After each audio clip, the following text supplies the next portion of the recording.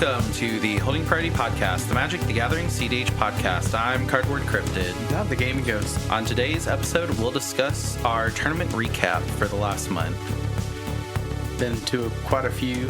We're pretty busy on the weekends. It's been a while. We've had a lot of suggestions from you guys, and we haven't really had anything as like high of a high as the boil. You know? Yeah, the boil kind of kept us on that mountain, and then when we got out of it, it was kind of a valley. Yeah, me and Ghost were talking about it, and we were just like, well, you know, we literally just did like a 50-person tournament in Houston that was giant. Like, you know, we've gotten to the point where we're spoiled, where we're like, it wasn't a 3-digit tournament. We're not doing it on the podcast. But we kind of gotten back to our roots. I mean, we did a lot of early CDH games where, you know, 50 was a high number, 60, 80 was crazy. So, So we finally brought one back. So before we get into our performance in the Crypts and Salsa tournament in Covington, Louisiana, right next to New Orleans, shout out. Let's go over the shuffle up.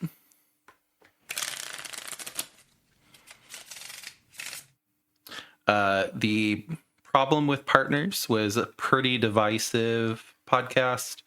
I mean, we don't shy away from things just because of that. So I feel like it was a good discussion. I do appreciate that the comments were super respectful. I know if you hear something that's just like, oh, well, you know, your commander's cheap, you know, basically, like, said more eloquently, but you know, that can flare some tempers, but it did not. I feel like because we handled it so professionally. That was definitely it's not us. Yeah. Thank you guys, though. If you have more suggestions on episodes, please leave them in the comments. Everything helps. We've been pretty loaded with suggestions. Definitely appreciate it. Another reason why we haven't done a tournament recap, but here we are. So going over the comments, Philip A says, first, good morning, guys. What a clever comment to leave, Philip. Yeah. He's part of the clever impersonators. I was about to say, I think my clever impersonators has his signature. Command Crash Tournaments MTG. Podcast is great every time. Comment for algorithm support. Thank you as always, weekly listener here. Appreciate it. Thank you. You comment every time. We'll read it every time. Racing Doctor says thumbs up and comment. Thanks for the shout and excellent content y'all continue to produce. Well, thank you for thanking us for the shout out. Yeah. So we'll keep that loop going. Thanks for the thanks. Yeah. Moto Cynic says, I'm going to embrace my role as fact checker. As someone who loves Brea, I know her origins. She was the face commander of one of the 2016 precons. You know what was also released for the first time in those precons? All of the original partners. The whole reason for partners originally was allow for 4-color commanders, but the design space for a single 4-color creature was limited, so they came up with partners. Love the podcast. Keep up the work. Super interesting. Did not know that.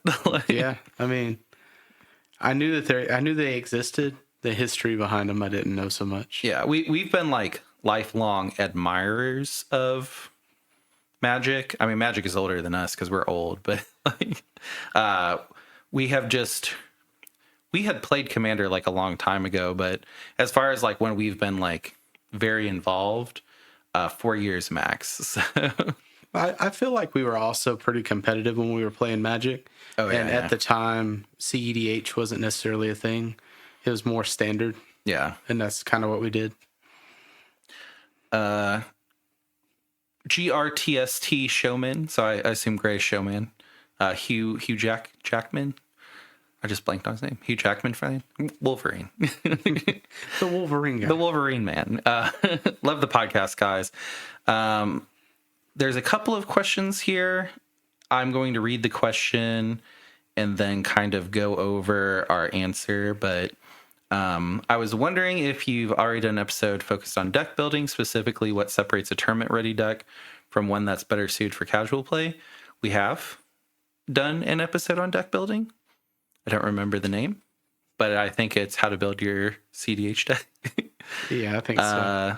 But basically, the commander bracket system is a good way to answer mostly if a deck is tournament ready. Also, you'll naturally kind of see you're winning in your current environment and then know that you can take that step up. Is that step up directly to a tournament? Maybe not.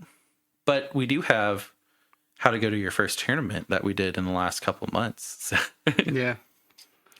Do players commonly overextend their combos because they think that they have enough mana to close out the game, only to find themselves coming up short?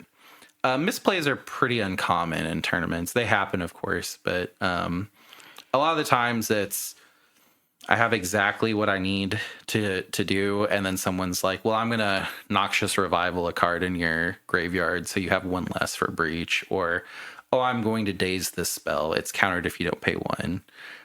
Usually, if I can play out a combo, if no one interacts with me, it'll go through. It's people interacting with me where I'm like, oh, okay, well, I could counter one spell, but I don't have enough mana to counter two spells. Sometimes I view kind of what you're saying as my window of opportunity to try to win. Yeah. And is that correct? Maybe. Yeah, there's some times where I have only enough mana to win, not to interact at all. And I'm just like, well, this is my window, I'm going to go. I know I used to do that with like counting the breach line mana. Sometimes I'll be like, I'm going to go ahead and just try it. Yeah. I think I'm close. But no, I mean, it doesn't happen normally. Don't like Breach. Yeah. I'm looking at a deck where I might have to play it, but yeah, that is a smarter combo than I am. I'd also love to hear a deeper discussion about meta decks, what makes them successful, what advantages they typically offer, and how they're built to perform consistently. It's tough. So by the time we would talk about meta decks and you guys would listen to it, it would no longer be relevant for somewhat. Cards come and go. It's not going to be like a huge thing, but I mean, if you look at cdhstats.org is something that we've been looking at a lot. The top 20 commanders, like if you looked at that, you'd be like, oh, I've played every one of them. And like, we could just do like top 20 popularity speed run. I think we have done like top 5 or top 4 before. We did a small segment on it. Yeah. I don't remember the exact podcast we did it on, but Well, it was the you can go ahead and talk for a little bit and I'll look that up. But it was a part 1 and 2. it's like fill this airtime. Yeah. No, we were discussing a more major topic, and this was a piece of it that's kind of like what to do with this one, what to do with that one. I mean, meta decks, they have a lot of different factors on why they're meta. Some of it's the card quality, some of it's the bans, some of it's what do you call what it was like the flow of just normal players. Like sometimes certain cards come back into play. Core CDH skills, part 1 and part 2. I believe we went over that a little bit, and also CDH table politics. Looking at all of our titles, it would be very hard to know where it's at. So maybe we do an episode where we speed run the top 20. I believe it was in first tournament. I think we had a little segment at the end with what you might see is kind of where I think it was, and just to kind of what to look out for. Just listen to all of our content. If you just listen to all of it, and like next week you'll know everything. Yeah, it is there. It's somewhere. And then when it comes to deck construction, what are your biggest recommendations? How do you approach building a cohesive 100 card deck where every card contributes to the overall game plan and strategy? Basically, take an existing list that did well in a tournament and play it for a bit. when you really understand like the win lines and the synergies, you can attempt your own build. You can find deck lists on any tournament results website like EDH Top 16, cjstats.org. Not sponsored, by the way. Would love to be, but not sponsored. And there's also primers. Like if you don't want to physically build the deck, you can just open up the deck in Moxfield and you can read the primer, and the primer will explain the lines, and then you can just sit there and goldfish, and that way like you don't have to physically build the deck, but you still know how it works, how it runs. And that's usually what I do if I'm thinking about like buying the cards I need for a deck, which I mean recently I've made 2 decks. One of them cost $12, one of them costs $34. And this is not proxies, like this is how many cards I own now. But yeah, it was kind of funny. Once you get the core cards, like you can make quite a bit. But yeah, just kind of just running goldfish and then being like, oh hey, like I'm winning uninterrupted on turn 3 or 4. Like I get how this works. I like how this works. That's kind of where the overall game plan strategy comes from. But that is it for our comments. Clearly, a lot of comments. We're going to take the time and read them if you guys leave them. So thank you so much. Just a reminder, we have a link tree that has our Discord information. If you guys have, multiple questions like that, feel free to drop them in the Discord. Everybody in the Discord can see it and maybe help add their view in. We also have our TCG player. We might have something kind of cool going on with TCG player. Not really allowed to discuss it yet, but they did reach out to some creators, and not that we're going to be on the front page or anything, but they did reach out to some creators, and one of them was us. It was pretty official. The guy had a black hat, suitcase. Yeah, all I had to do is send him my social security number, and but yeah, we did apply for some type of creator role at TCG Player. If you guys are looking at TCG Player and buying stuff, or just clicking the link, promise you it does work. We do ask for it a lot, but promise you it's worth it. Promise it does work. When we have updates there, we will share them. And then just remember, we do have social media. We're mostly active on Discord and podcast platforms and YouTube. But we do have Twitter, Instagram, TikTok, all that. If you guys want to throw us some follows, highly appreciated. And then just remember, if you're on YouTube, please comment, like, and subscribe. Definitely make sure you're subscribed. Pretty much every time I bring that up, we get like 4 or 5 new subscribers where people are like, I've been watching forever and I'm still not subscribed. I just forgot. Yeah. I mean, that when we were trying to hit a certain number, Ghost was our, they were not subscribed. They thought they were, but I think they were our 200th subscriber. And then if you're listening on the podcast, just set to auto download. That way you don't have to worry about losing signal on your drive or while you're at work. You don't have to worry about any of that. We have had some people listen at work and they were like, oh, the podcast was like really spotty. And then I'm like, oh no. And I go and listen to it. And I'm like, oh, it's fine. It's like, but auto downloading at home while you're sleeping helps. I try to upload it at a pretty early time. I know that I really loved starting my Monday commute. I had like a 45-minute commute to my job. I loved starting my commute and knowing that I had the newest episode of whatever I was listening downloaded, and I just hop in my car, not have to worry about like wasting, data or any of that. So I try to put them out early so that you guys can download them, hopefully while you're sleeping, and then have them. But yeah. All right. So we are done with the intro. If you skipped it on YouTube, welcome back. And we're going to talk about Crypts and Salsa. And if you're on YouTube, I have the event flyer up. And the person that made the event flyer, really cool. It's a GIF. It's a glitterly gold skeleton that has a sombrero on, and he's blinking and looking each way. There's little bags of cash that are just jumping up and down. See, we take care of the audio listeners.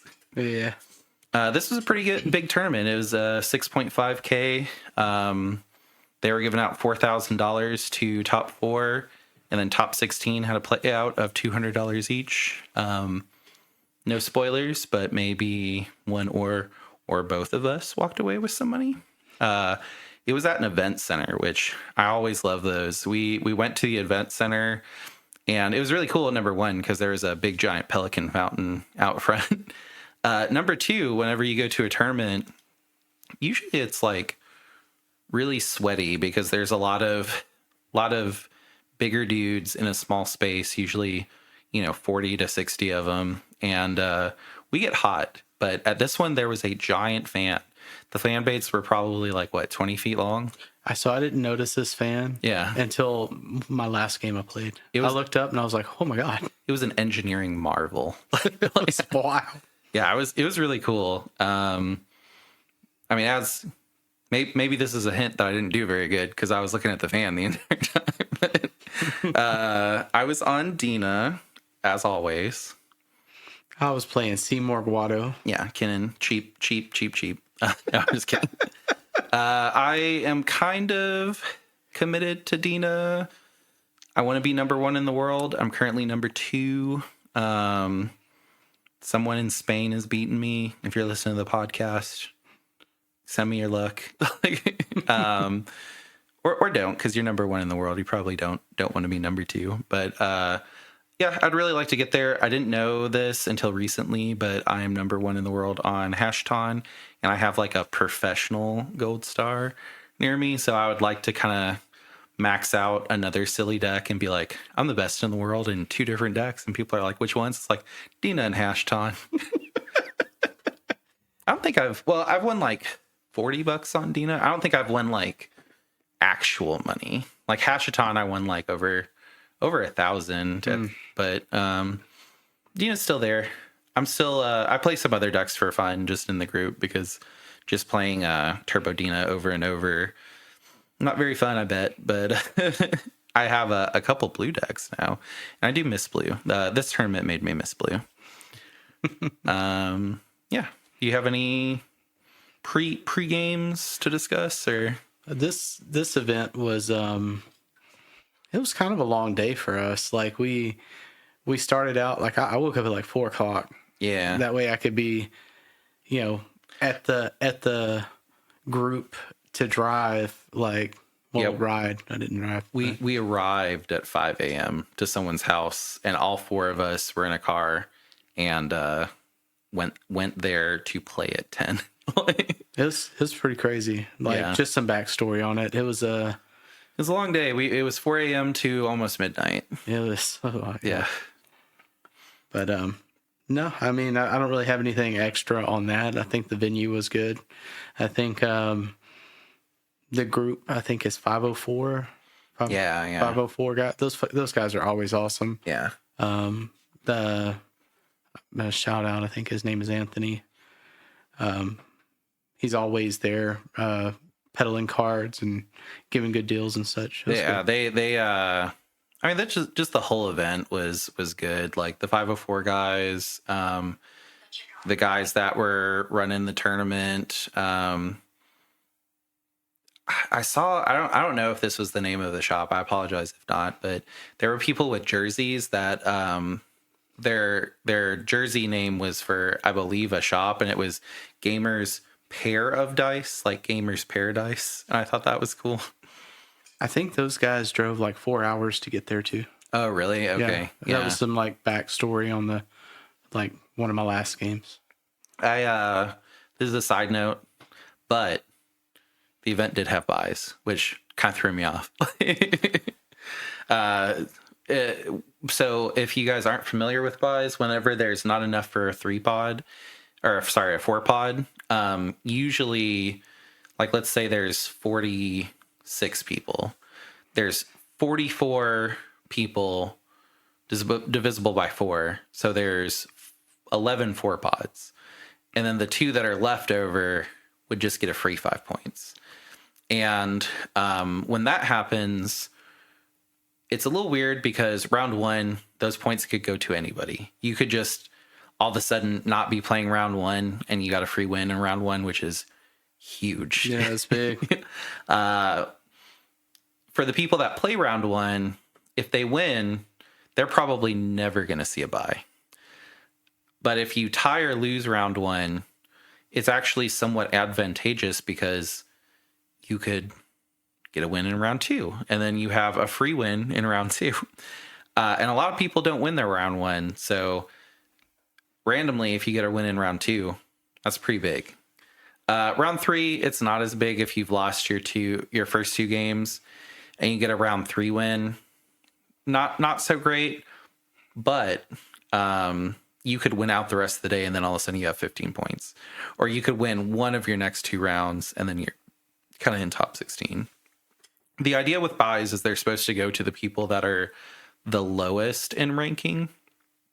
So when buys are in a tournament, it's kind of a weird skill thing where you're like, oh man, well, I could have tied my first round, but I actually kind of don't want to, because if I get a point, I probably won't get a buy in the next round. Yeah. And then on top of it, if you lose your first round and you get a tie in your second round, you might not want to tie because then you get a buy in round three because you're at 0 points. Which, I mean, you could definitely like try to skill game that, and then all of a sudden, you've lost twice, and your third round you actually have to play, and then you're like, oh, okay, well now I have to win the rest of the day. But it does make like weird decisions where it's like, maybe to game the system, I don't want to get a tie at all. I just want to either win or lose in my first two rounds. So it adds a little bit of an extra like skill cap to the tournaments, which shouldn't really be there. So most tournaments have just gone to 3 pods. So in that situation where there's 46 people, instead there would be 10 4 pods and 2 3 pods. That way everybody has to play for their points. There are some commanders that don't do as well in 3 pods, but it's kind of just expected that if that happens to you, that happens to you. Tivit is a good example where Tivit's combo is a little bit less good, but there are cards that you can run like I always forget the devil that when people go to combat you get treasures. I had it. It's the Grim something, right? I was gonna say Grim Servant. That's not it, but it's Grim Hireling. Yeah, Grim Hireling. So like there are cards that you just expect to nowadays put in your deck because Grim Hireling is good. You get treasures. That's good. It's good in a 4 pod, but also it helps you a lot to get those wins in a 3 pod. Atali is kind of just. I'm not really going to say out of luck in a 3 pod. Not as great. Timna, not going to get through as easily in a 3 pod. You're never going to get that like wonder hit. I mean, Ragavan probably harder to get through turn 2 in a 3 pod, but it's just an expectation that you will be in a 3 pod at some point. Whether it's you kill somebody real quick and then there's a 3 pod playing. We've gotten to the point where in our local group, if only 3 people can come out, we just kind of view it as, oh, okay, well, we're practicing for the lower pods. And usually those 3 pods are the lower pods. So like if you're in a 3 pod the first round, that's not great. But if you're in a 3 pod, round 4, round 5, you probably weren't going to get into top 16 anyway. So. Yeah. I would say also with buys, you dilute the points. Yeah. And, just for some quick math here, if there's 3 people getting a buy every round and people drop off round 3, so maybe the buys aren't as much, you're seeing, what is that, like 30 points? Something like that. So the bipods give 5 points to each person. So when you think about it, it doesn't sound so bad, but if there's 3 people in a bipod, that means that pod gave out 15 points when a normal pod is supposed to give 4 or 5 points. So it like wildly kind of messes with the numbers where you can no longer really look at the amount of players and go, I need 11 points or I need 10 points. Like You you just don't know. Yeah.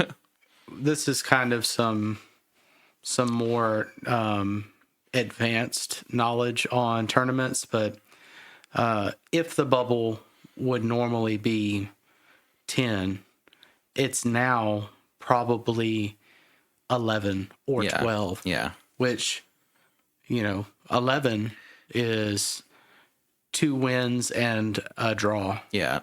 Winning 2 rounds of 5, it really depends on the size, but usually if you get 2 wins in Swiss, you're probably going to get top 16. 11 points is almost a guarantee, kind of. Again, really counts on the size, because if it's top 16 of 30, a lot of people are going to get in. But if it's top 16 of 160, like it was in Atlanta, like 10% of people are going to get in. Yeah, it's not as many.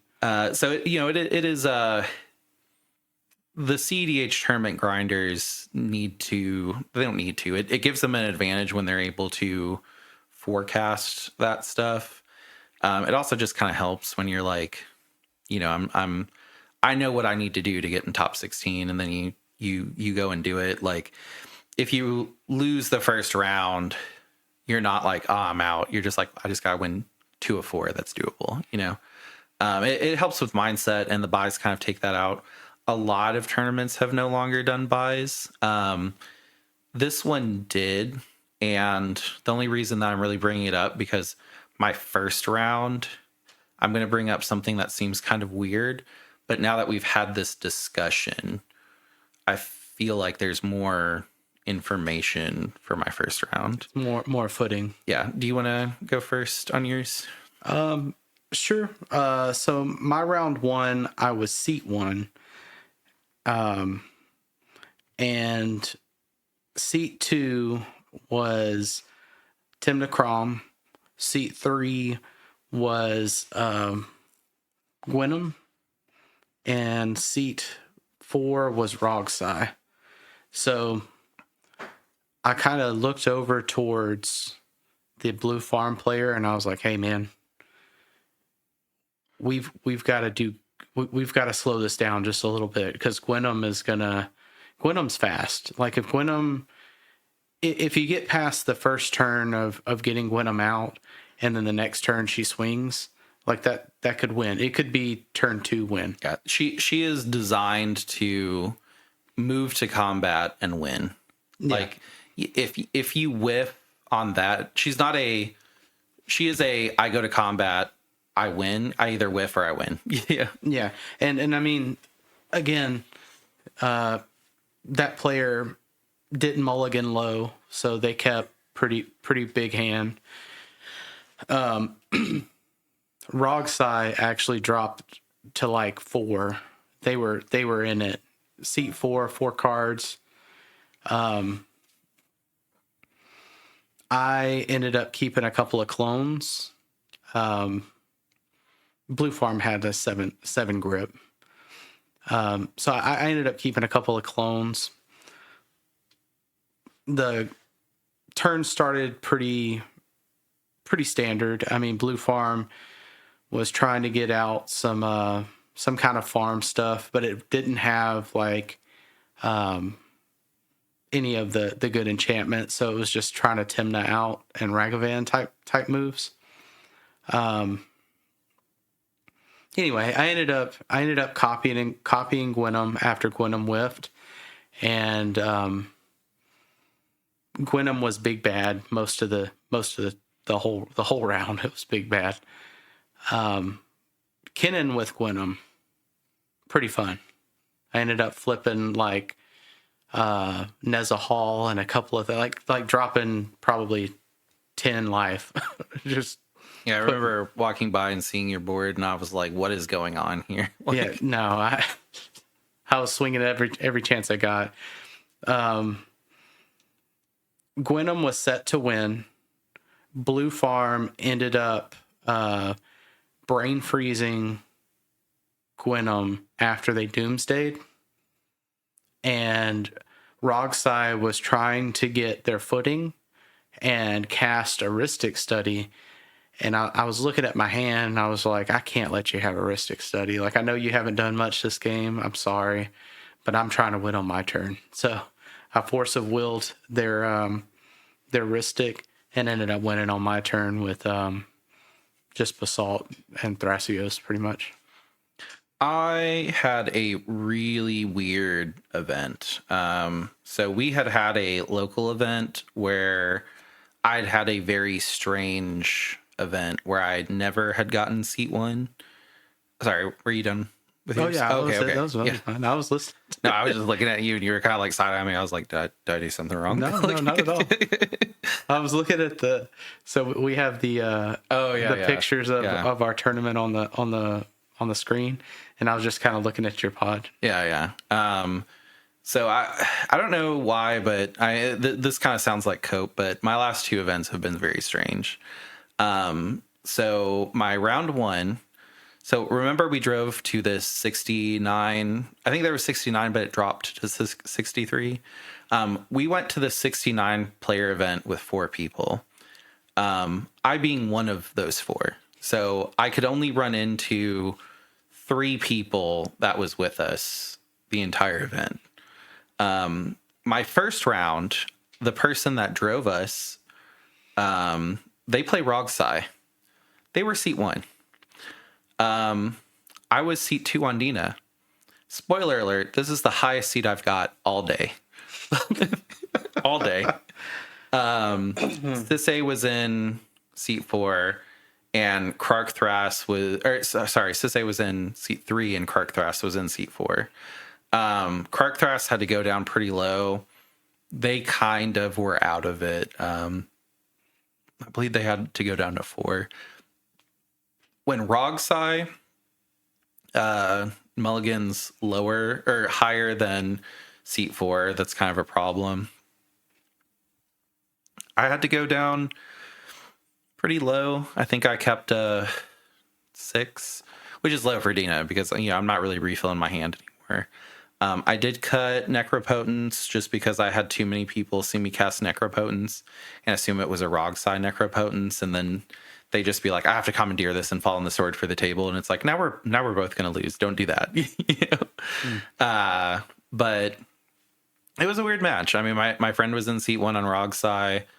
I was on Dina. There were two other decks that needed to stop Rogsai, and I could not. I just decided I was going to keep a really, really aggressive hand. We get to turn 3, and I assemble full Dina and Protean Hulk combo. I had summon Tomb Effect on round 2 that put him to yard. I was able to bring him out round 3. I had a Snuff Out in hand. I could have killed the Protean. I keep saying Protean Hulk. But everybody was kind of afraid. Rogsai had a pact for me and basically was showing the table that they had a pact and that they could tie us here. But I had said like, hey, don't use your pact. I don't want to tie in my first round. Which I didn't really say this specifically, but you don't really want to tie in the first round when there's buys, because you can get a buy second round, especially when there's 3 buys being given out, which was at this event. I should have said something there, but wasn't really trying to like 3,000 IQ, the Swiss. But I was like, I'll tell you what, I'll get Dina, I'll get Protean Hulk, I'll pass. I do not have the 1 mana to sack Protean Hulk. I'll just have them both out and I'll pass. Yeah, if we agree not to pact me here or counter me at all. And Rogsai also had a daze, but they had only had 2 mana out at this point, and a daze and a pact would have basically been the same thing. Pact would have killed them, but a daze they just would have lost, eventually. So they didn't want to do anything other than tie. So we get back to Rogsai's turn. Rogsai has 2 counters, and it's turn 4. So they push an Underworld Breach win. And the Sisay player shows their hand and they have one blue source available. And they go, well, I don't have Sisay out.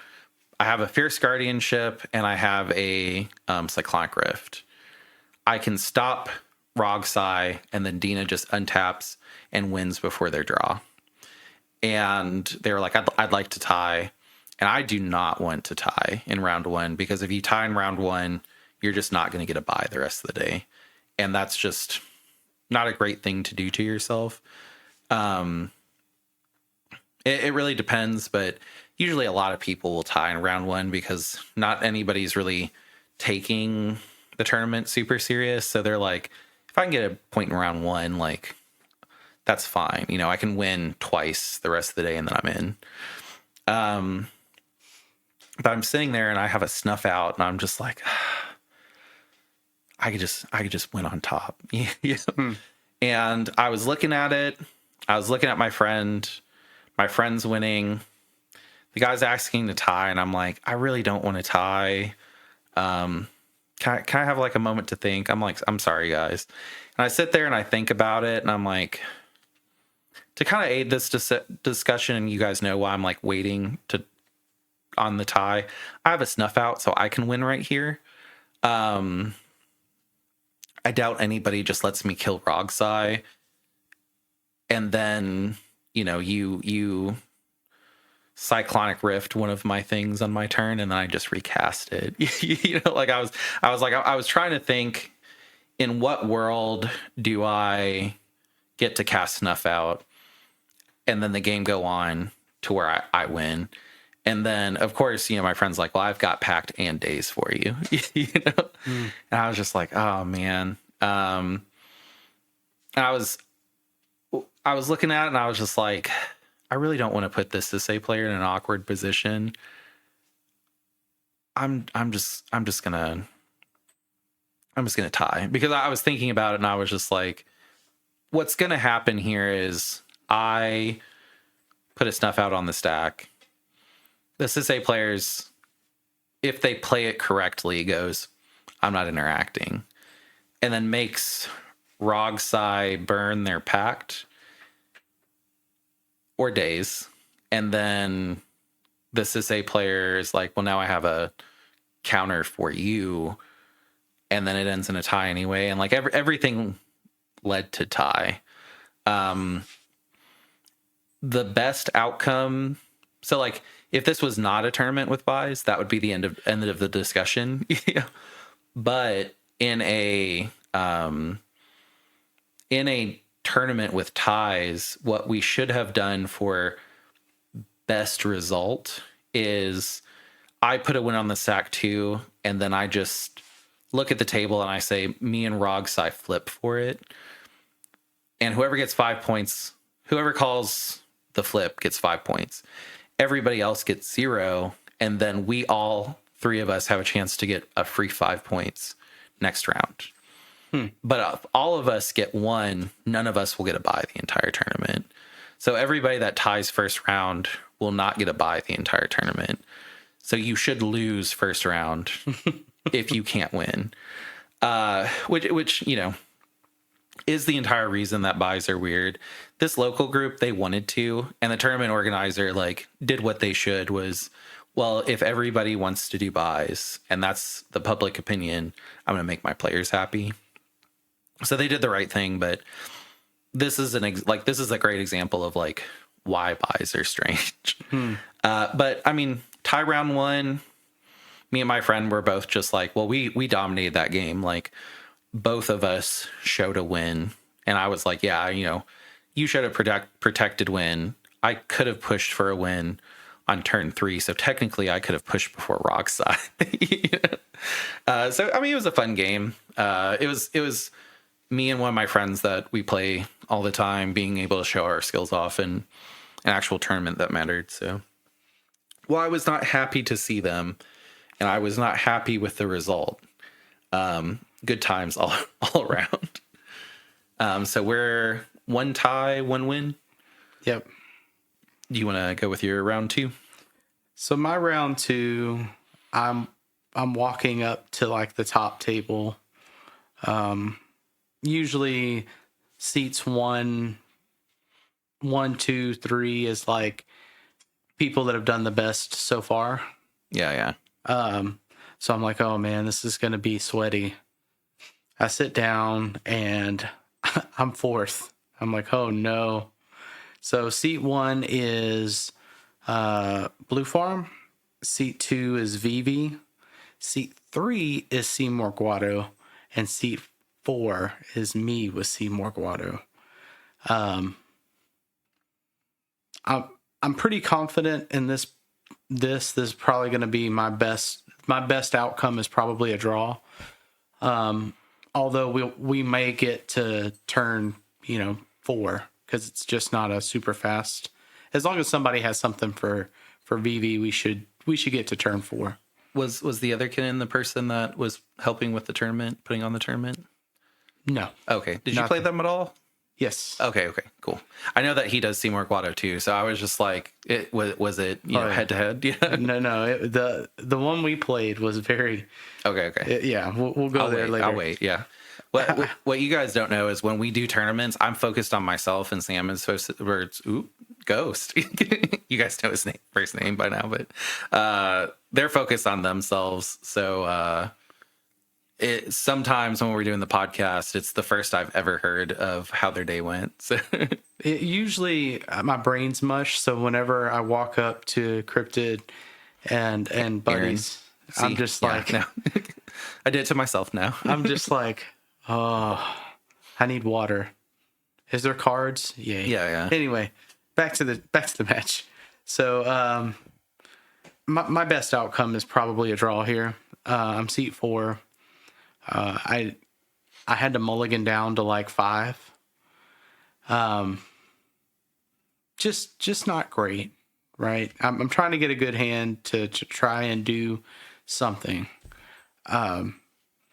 Blue Farm starts like Blue Farm starts, and pretty simple. Just lay a land and pass type of thing. VV has gas. They get going. And they're set up to put a curiosity on the stack next turn, which is what happens. But Seymour Guado number 3 does pretty much just like a rock or two and a land, and I have a poo like play. I lay a land. I draw a blue source, like a blue card, which is relevant because I have Commandeer in hand, and I pass. The next spell that Blue Farm goes to play is Ristic, and I was like, I steal this. Like this is my card now. And take the Ristic, get ready to go into VV's turn because they just passed. They're like, well, I'm done. VV has all of the bells and whistles going. They lay some more, they lay enough to play VV.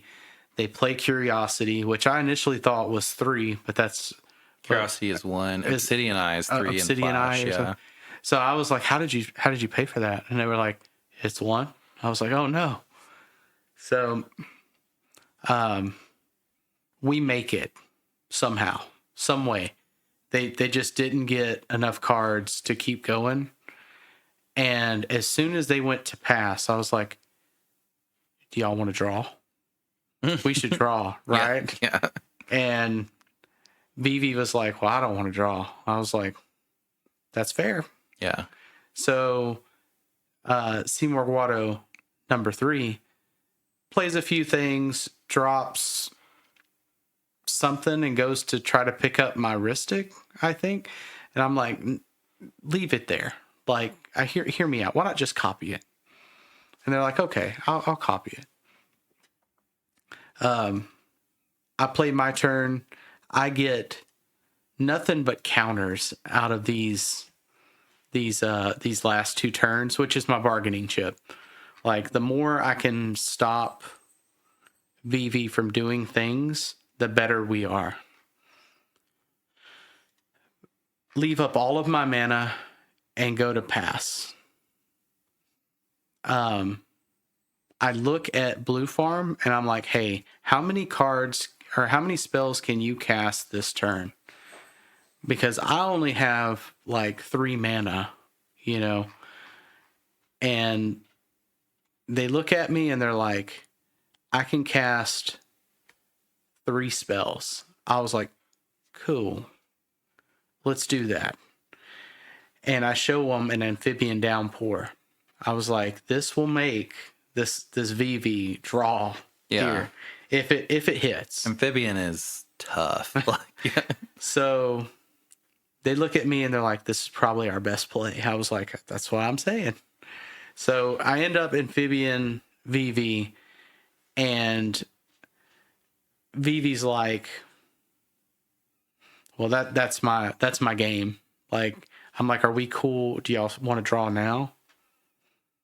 And because Blue Farm, one of the I missed this. One of the spells that Blue Farm cast was Necropotence. I was like, we'll pass to this Blue Farm, and this Blue Farm will win. So I have Amphibian. I can cast it. I'm probably casting it anyway. Can we draw here? Everybody agrees. We shake hands. We play it out. VV still wins. Yeah. 2 turns later, I'm like, oh my gosh. But we ended in a draw ultimately. All right, my round 2. Another weird round. So we did a player meeting because a lot of people signed up, and ultimately 6 ended up dropping, which happens. But when that many people drop, usually you reshuffle the seats in the player meeting because that's, nearly 10%. So in the player meeting, I sit down with one of our acquaintances, and they play Sisse. Nothing but Sisse. Last weekend, they played a 100-person plus tournament. I forget the name of it. They're top 4. So I went from seeing them on stream playing a huge tournament in a top 4 round, and then sitting next to them the next weekend. And we know this person. Like, we see them in Louisiana, we see them in Texas, we see them everywhere. And it was funny because they were like, hey, you're always playing different stuff. Where are you playing? I was like, oh, I play Dina. And they like kind of like looked a little like confused. I was like, the Soul Steeper, she's a casual deck. And then they went, knowing you, it's not a casual deck. Which I was like, oh, respect. Thank you. End up going to round 2. Guess who's in my pod? So it was seat 1, Nurumeha, which is a legendary 4-cost mono blue wizard that when it ETBs, it copies a spell. It basically just wins with Ghostly Flicker. So Narumeha, Sisse, me on Dina, and then Kefka seat 4. Kefka seat 4, rough. Narumeha on seat 1.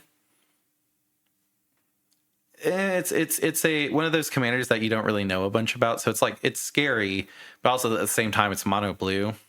So we'd kind of like done a pregame look, and I was like, just keep in mind, if you're mono blue, Sisse's here, and if the game goes long, Sisse will win if there's not a way to stop Sisse. Yeah.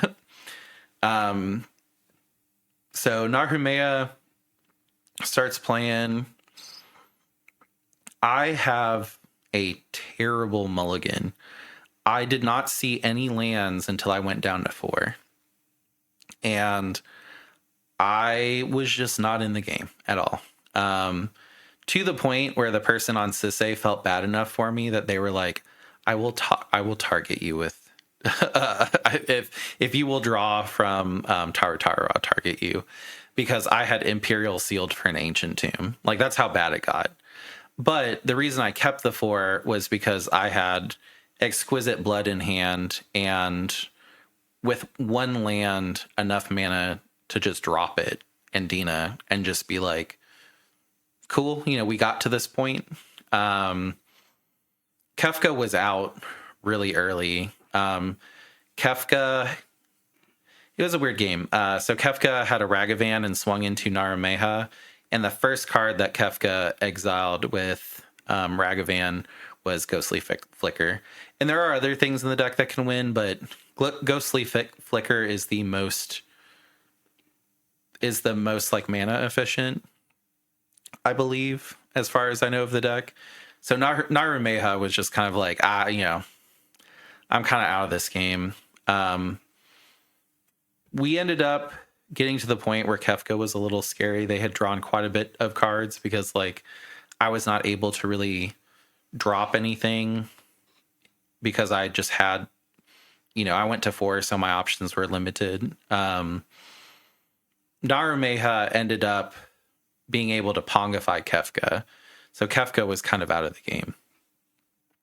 We didn't know it, but after Kefka was removed, they had an Adnaz in hand that they wanted to cast. The turn before they get Adnaz, I assemble Dina Exquisite Blood, and it's just sitting there. Kefka has 2 different lands that they can't tap that are pain lands. Sisay has 2 different lands that they can't tap that are pain lands. And I kind of look at the table and I go, I would be okay tying here. I was like, both of you guys have a button that just says, I can tap this land and Dina wins, and we all tie. And I look at the Kefka player and they're like, I don't want to. And all they have in hand is a Adnaz and a Tutor. And I'm like, fair. I look at the Sisay player, and the Sisay player is like, obviously not. And I was like, yeah.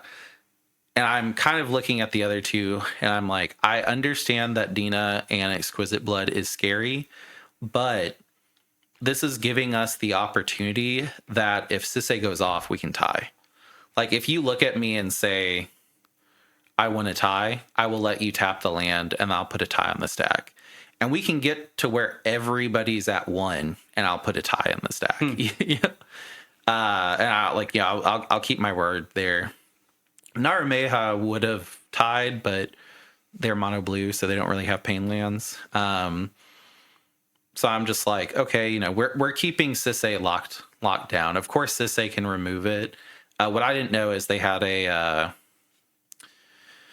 not the Chain of Vapor, but like Helix Pinnacle, where target creature gets tap, remove, or bounce target non-land permanent.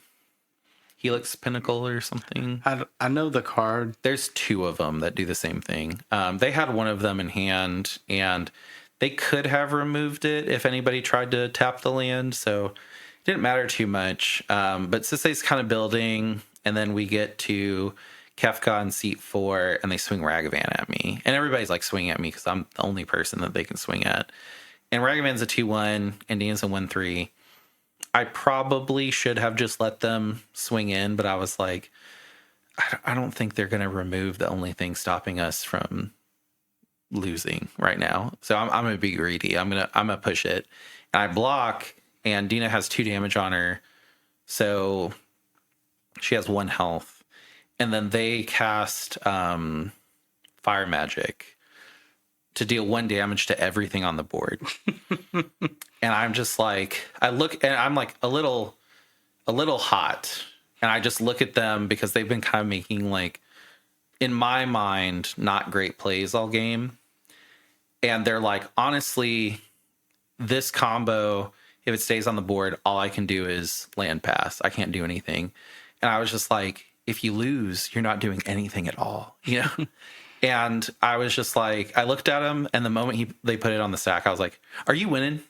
Because if you're not winning, don't do that. Like, And I was like, this is really the only thing that's stopping us from losing with Sisay. And they were like, I literally can't do anything. And they showed me Adnaz and a Tutor. They're like, you've locked me out of the game. I have to do something. And I was like, so you're going to remove Dina and just pass into Sisay, and then Sisay wins.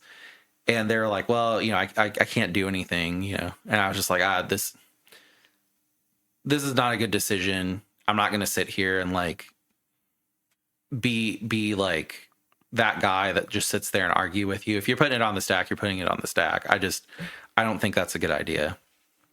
And they put it on the stack. She's gone. And it's weird because like I did have win the game on the board, so I do get removing it.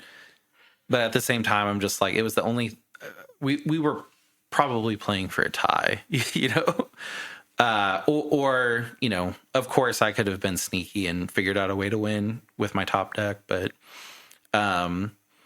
they remove it. And I even say like, let Sisay remove it, because if Sisay removes it, they can instant speed ad nauseam once it's gone.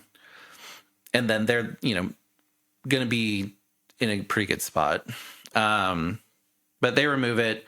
We go to Sisay's turn. Surprise, surprise, they win. And it was a cool win. Like it was on Narumeha's end step. They flashed in this creature I'd never seen before. It was 3 colorless, red, green, and it had an ability that was white, tap, untap target creature. I always forget the name of it.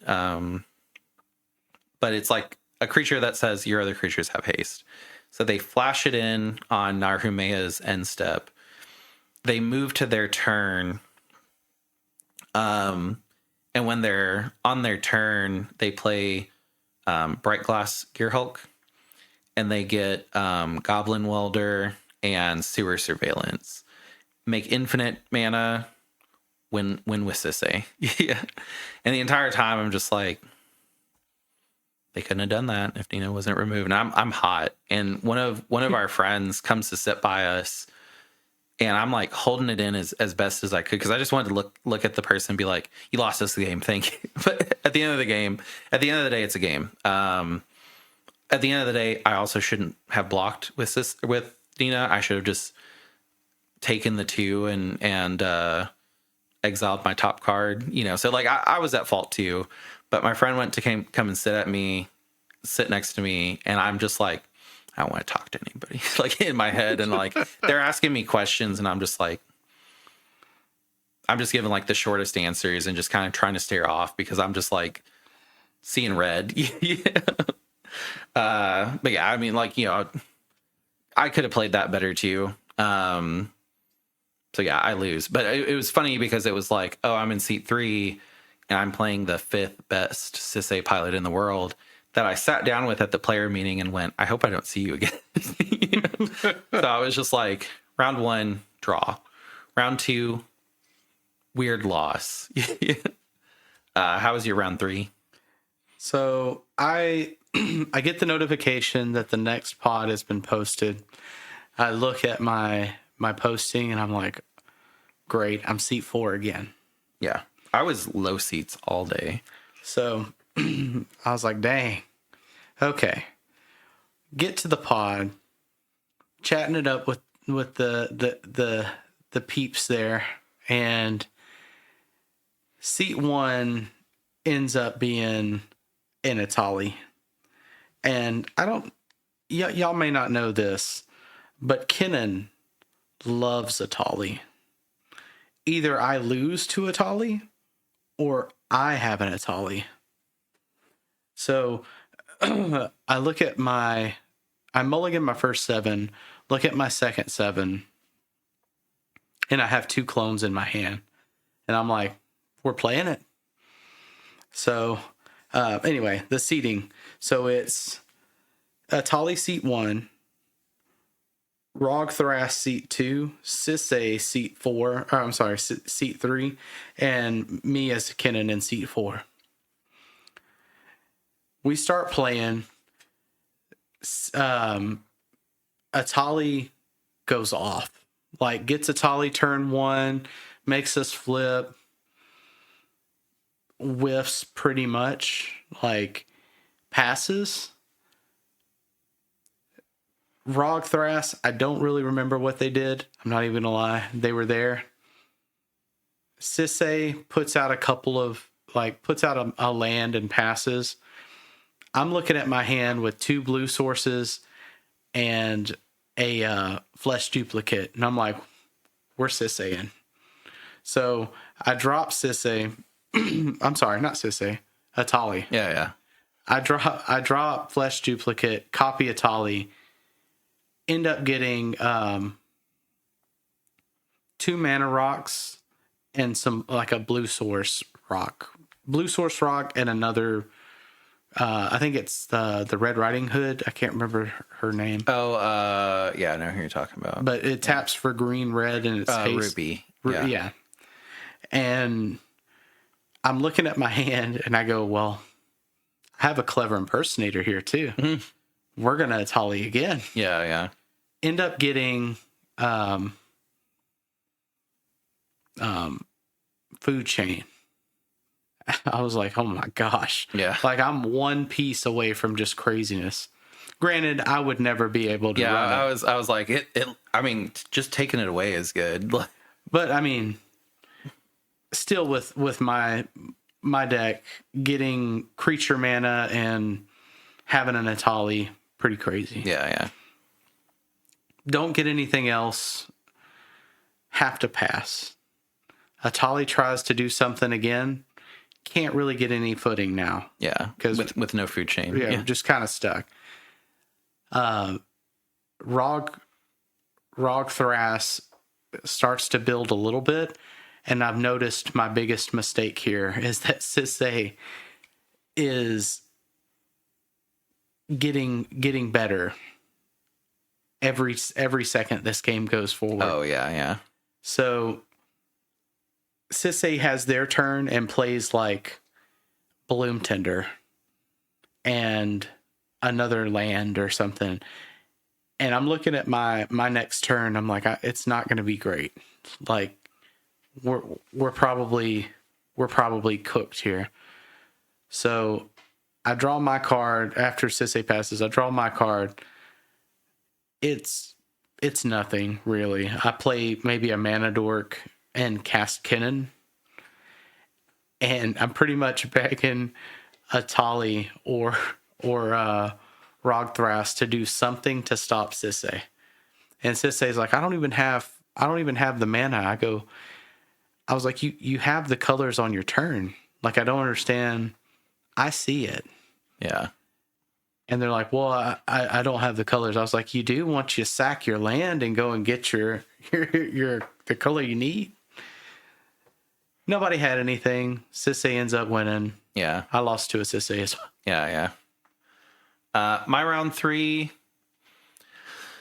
So Aang, the Bantang, the clone Aang in seat 1, Blue Farm, Balin, the Haymaker, and then me, little O seat 4. Everybody goes down pretty low. I ended up needing to go down pretty low, but I look at my hand and I have Land, Dork, Vicious Rivalry, Ancient Tomb. So I'm like, okay, cool. I can reset all of... So Vicious Rivalry kills, basically in CDH, destroys all creatures and all artifacts on the field. You can pay up to a certain life, and it's anything CMC less is destroyed.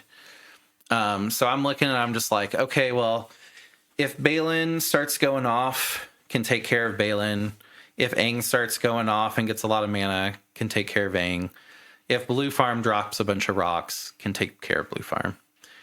Aang goes, they drop a Hunting Grounds, which I'm like, oh, well, if they put a lot of stuff out, I'm a little worried because I'll fill their graveyard up because it has Threshold. So when they get to 7 in their graveyard, when anybody casts a spell, they can put a creature from their hand on the battlefield. And I'm watching Aang start their turn, and it's like,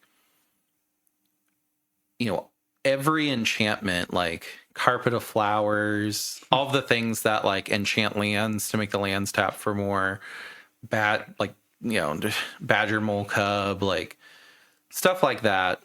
And it was like a bunch of mana and then one Badger Mole Cub. And I'm just like, ooh, okay. Well, this is not great. I don't want to reset the board and then have Aang come out ahead. Blue Farm, turn 1, rock, Rock, Mox Opal, tap their land, Esper Sentinel, tap their Mox Opal, Soul Ring.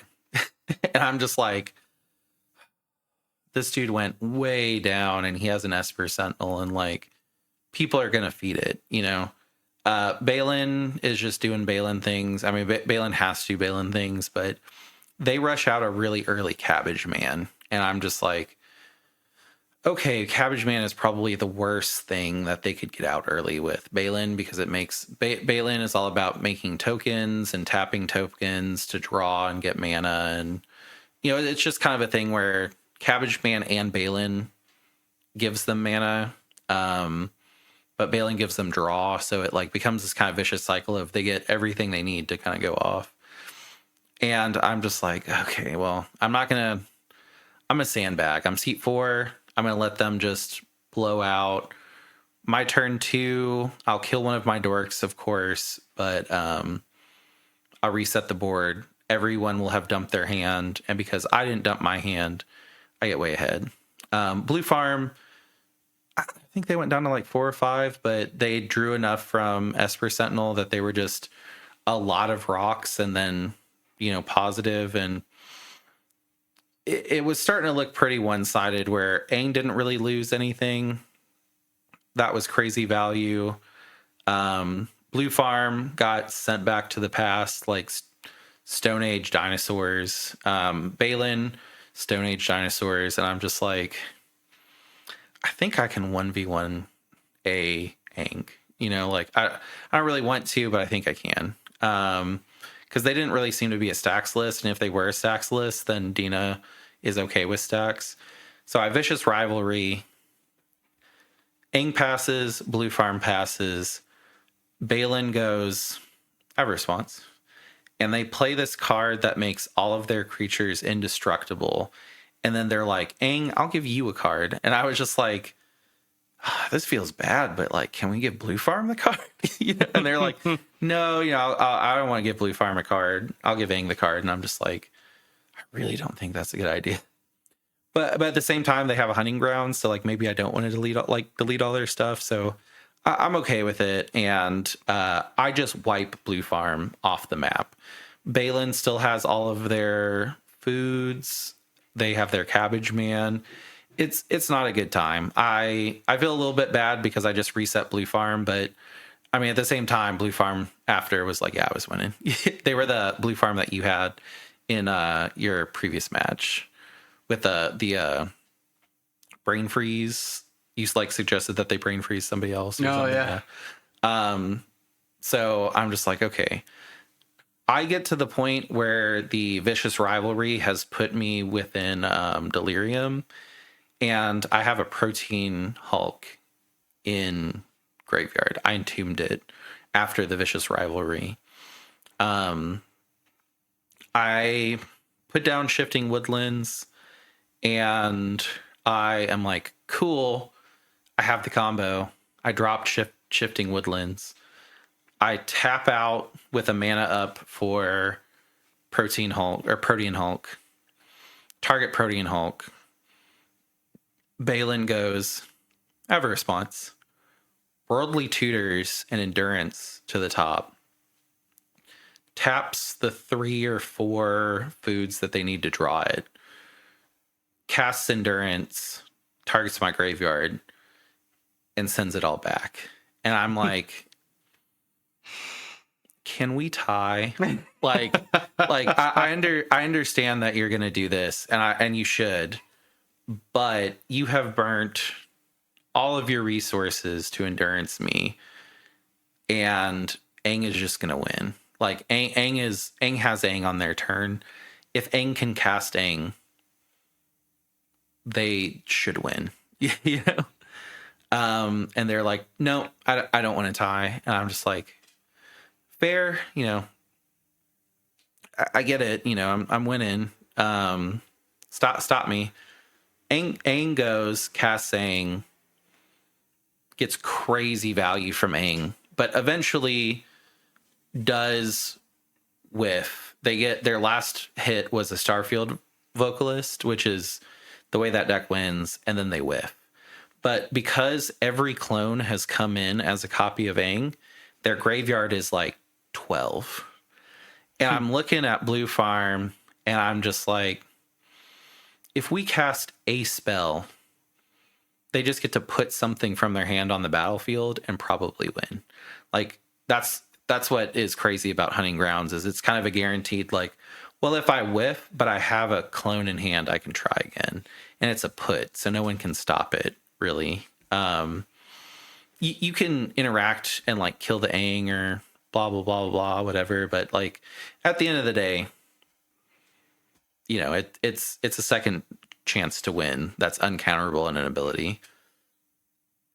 And then, of course, Blue Fire casts a spell, as we all would on our turn. You know, like those guys. Yeah, and Aang drops a clone and just combos off and wins. And I'm just sitting there looking at my empty yard, looking at Balin. Balin has just the biggest smile on their face, and they're like, "What'd you think about my deck?" Yeah, you know, like, and I'm just like, awesome. yeah. And at the end of the day, a tie wouldn't have really done much more for me. 7 points at the end didn't get into top 16, but I would have felt better. I would have had better stats. You know? So I'm just like, okay, well, 4th seat Dina, even in 4th seat, I was able to control everybody pretty much outside of Balin. And, you know, if they didn't have that card, that would have let them make everything indestructible. They never could have got the endurance. You know, it was just, they had everything to stop me, but not win. I mean, you know, not saying that they did anything wrong, you know, that's how you play. But I was just like, 4th seat, I was the threat and I still lost. How was your round 2? Round 4, sorry. Round 4. Yeah. So I get the notification and I look and I'm like, we're in there. I'm seat 1. And I look at seat 2 and it's the guy that drove us. Yeah. Rog side that I played in round 1. So I go and sit down.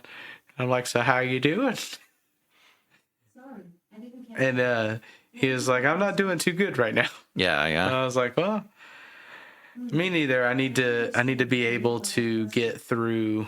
I need another win at least. I look around the table. So it's me, seat 1 in Kinnan. Seat 2 is Rogsai. Seat 3 is Rowan. And seat 4 is Sisse. And Rowan, you saw at top 16 at the Boil, right? Well, I didn't. So we're going to go into that a little bit too. But however, I didn't know that at first. Yeah. I knew that there was a Rogsai. I knew the basics, right? It's Rogsai. There's Rowan, which is also fast. The Sisse player is the person we know from all of the like they travel everywhere. The one I played. Oh yeah. Yeah. So I'm like, so you played 2 people I played in your round. Yeah. I sat down and I was like, looked at the Sisse player and was like, you're always here, man. He was like, no, you're always at my pods. I was like, okay, that's fair. So we're getting ready, shuffling up and everything. And they were like, who are you playing? I was like, oh, I'm playing Seymour Guado. They're not very good. It's just a regular two color commander. And like they read the card, because obviously if you haven't seen the Seymour Guado one, you don't know that it's Kinnan at first. And they're like, oh, it's Kinnan. Like, I was like, yeah, it's okay. And Rowan goes, yeah, I built this deck last night. And we're all just kind of joking and playing. And I'm taking it kind of serious. I'm like, oh, okay. They have a lot of cards that are pretty rare, but, you know, like that happens. Maybe somebody let them borrow it or whatever. Not to spoil anything, but as we play this game, most of the spells they cast are in Japanese. And I don't realize that this person knows all of them. Yeah. And I'm still thinking that, oh, okay, well, I mean, you're playing it okay. It was tough to play them in the Boil because I played them round 1 in the Boil. Oh, you know, good luck there. You know, I played one of the top 16 in my round 1. but everything was in Japanese, and Rowan is not a deck that runs normal cards. And they would be like, well, basically they would put it on the stack and be like, basically what this does is like, I take 3 damage, I draw 2 cards. And I was like, I could see that there's more text. Like, yeah, there's more text, but it's not relevant. And it's just like, I need to know what it does. You know, like, I don't like usually. So I do have like a couple of cards that aren't like readable, but they're the Silver Scrolls, and I keep normal copies in my deck box.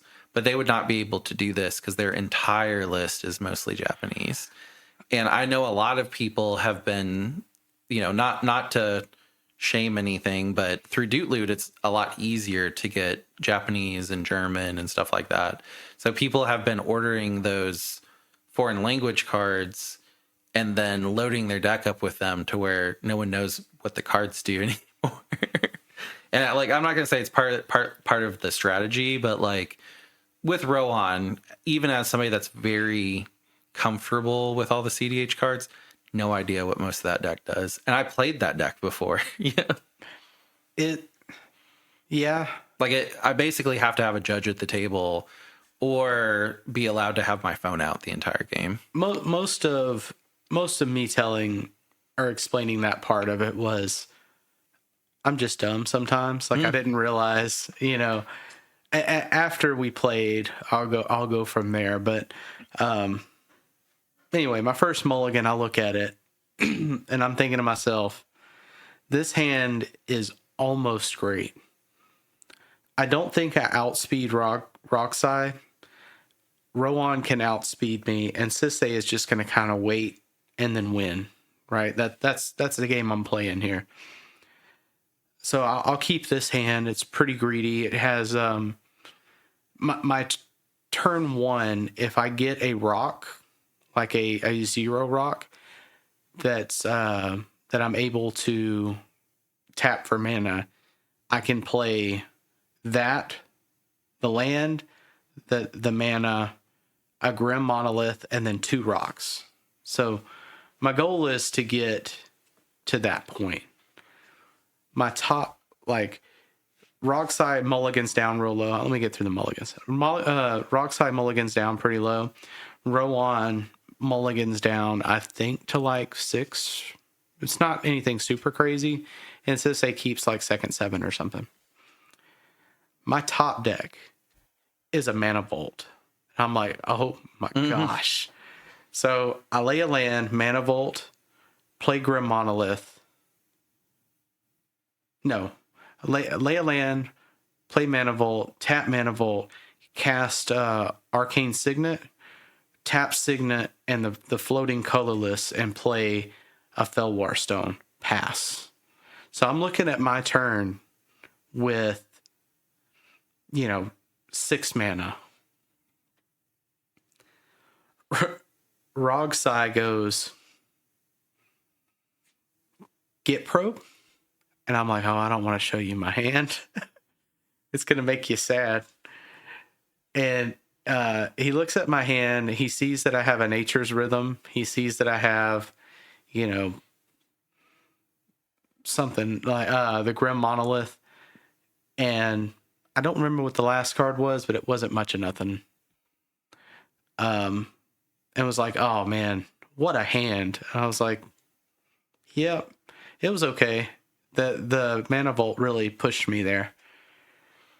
And this is our friend that's looking at your hand. Oh, so yeah. we play together all the time. They know what is a hand and not a hand. Yeah. So they go to show the table my hand. I was like, you can't do that, though. Yeah.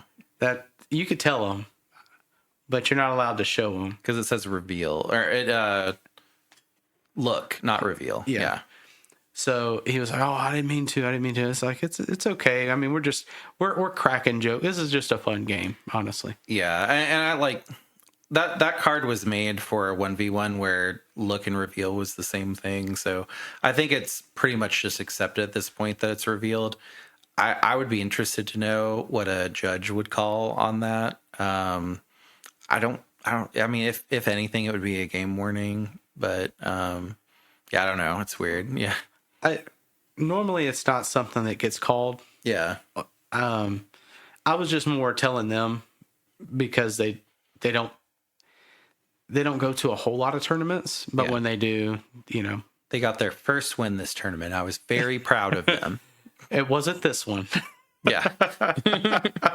So Rogsai ends up passing. Rowan does a couple of things, ends up passing. Sisay plays just normal turn one stuff. I get to my turn, and I'm like, I literally think I could probably win here. So I don't win this one. I nature's rhythm and grab. I don't remember what I grabbed. I think I grabbed Bambi. And then play my Grim Monolith and pass. And Rogside doesn't really have much. Rowan plays a couple of spells. Sisay really doesn't do much. And then I play my turn and end up basalting and Thrasiosing with the mana and the nature's rhythm and just going off. But I ended up winning that one. I was thinking about the round one with that same Rogsai player. I'm sure you guys were wondering, well, if Rogsai had a Pact in a Daze, why did they agree to a tie? They had cracked their LED and that was all in the graveyard. So it was literally like we would put a win. We would put 2 wins on the stack and then Sisay would just choose who won, But yeah, so back to my round 3 or no, round 4. Ooh, man, my brain is mush. Like, we were gonna try to do 2 tournaments in one. No, Yeah. no, this was too big to do. So my round 4, I know I have to win this one. There's no hope. If I don't win this one, I'm out. I sit down at the table and I tell everybody like, hey, we cannot play for a tie. One of us has to win. And like, that's something I've just been doing because I'm sure everyone knows that, just in case somebody doesn't, it's good to know. And also we're at round 4 of a tournament. Like I could see somebody knowing that and then going in and then doing their mulligans and be like, oh, I got a really good interactive hand. It's like, no. Do not keep an interactive hand in round 4 where you have to win. So it was Rogsai, seat 1, again, Thrasikiri, seat 2, Miondina, seat 3, Atali, seat 4. I'm a little irritated at this point because I have gone seat 2, seat 3, seat 4, seat 3. This tournament was stacked against me pretty bad. Seat 2, I was against Rogsai. Tough. This one, seat 3, I'm against Rogsai. Tough. This is Rogsai wins if they get to go. Thrasikiri stops Rogsai and they win. Atali in seat 4, still a threat. Because it's if we stop Rogsai, Atali wins, or if Atali decides to go for it and we have to interact with Atali, Rogsai wins. Like both sides of that coin are not great for seat 2 or seat 3.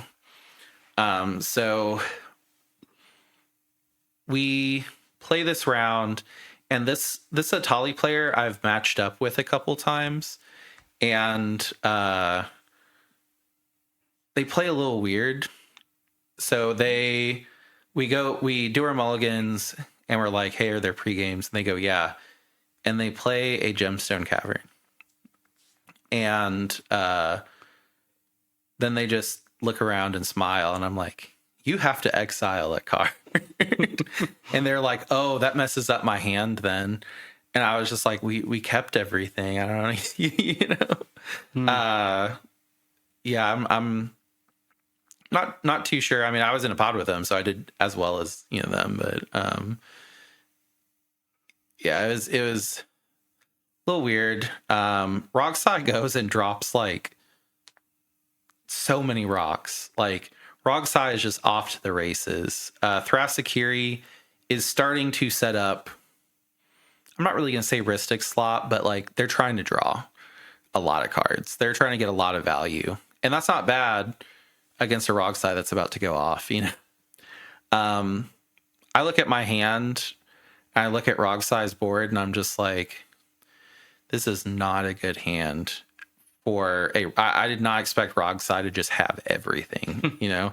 So I have Essence Warden in my hand, and I have a Bloodthirsty in my hand, and that's why I kept it.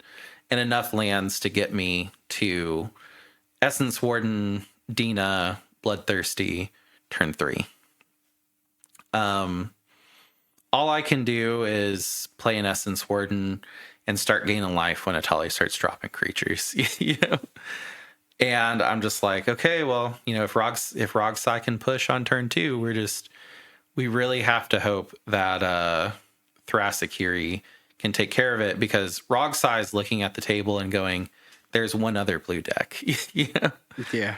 Rogsai goes crazy, but they don't have win. They are set up to win completely round 3. It's obvious. And like completely with like counters and all of that stuff. I think they probably could have pushed, but they knew that Thrassakiri was just going to stop them, and they were like, let me get 2 counters in hand and then I push. So Thrassakiri, so Rogsai decides, instead of like pushing, they're going to wheel, because they've dropped their entire hand. Wheel's their last card. They wheel, and I'm just like, I'm going to put Bloodthirsty in the yard, and I've got an Essence Warden out. You know? And I've dropped, you know, a land and a creature turn 1. So my hand's not like empty, but everything that I wanted out of it is out, and everything I want in the graveyard is in the graveyard. And we wheel, and I just have like such a good hand. I have a collector oof, and I'm just looking at all the rocks at the table. So unfortunately, Thrassakiri, they play Cabbage Man, and I'm just like, oh, Cabbage Man gets around a collector oof because Cabbage Man that taps everything. But they're still down like a Soul Ring. And I look at Atali, and Atali's just like not going anywhere now. So I play collector oof to slow down the board. Rogsai had 3 different rocks on their side. And I'm like, okay, this might be a game that I have a much better position in now.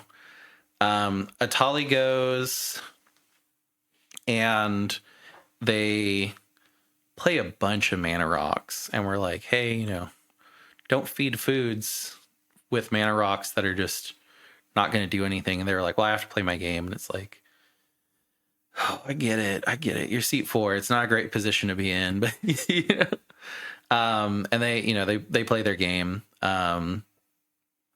We go to Rogsai's turn, and they're like, you can tell they're upset. Like not like in an unprofessional way, but like you can tell that they're just like, ooh, that collector oof. So they don't really get to do much. They pass. Akiri Thrass sets up a Rhystic Study. And I'm just like, oh man, so now they have Cabbage Man and a Rhystic Study. This is going to be tough. I played Dina and a Mana Dork on my turn 3. I'm able to pay for the Rhystics. Atali has kind of ran out of gas. I don't think they feed. They might feed 1. Rogsai goes and is like, I'm out of this game, guys. Like, I'm literally trying to just top deck some interaction for the oof. Like, to be completely honest, don't be afraid of me. Like, be afraid of the Dina. And then Atali's like, yeah, all of my rocks are, you know, gone away. And I was just like, I get me, but like Thrassakiri is like building over here, you know? So Thrassakiri plays the 2-cost clone. You talking about Flesh? Oh wait, I'm sorry. On Atali's turn, they play Atali, and they just whiff completely. I completely forgot that they got Atali out. So they just whiff completely. Atali's out. They get nothing from me because my deck is a bunch of junk. Yeah. And they have not played the Rhystic yet. So they play the Flesh Duplicate, target Atali. Rogsai is just like, I got to trick bind this. And the guy's just like, they're friends. And he's like, hey, if you would have told me you're going to trick bind this, like, I wouldn't have played it. Like, we could have talked a little bit. And they were like, I am so out of this game. Like, I need to hope that I'm going to do something, you know, like you look like you're winning right here, right now.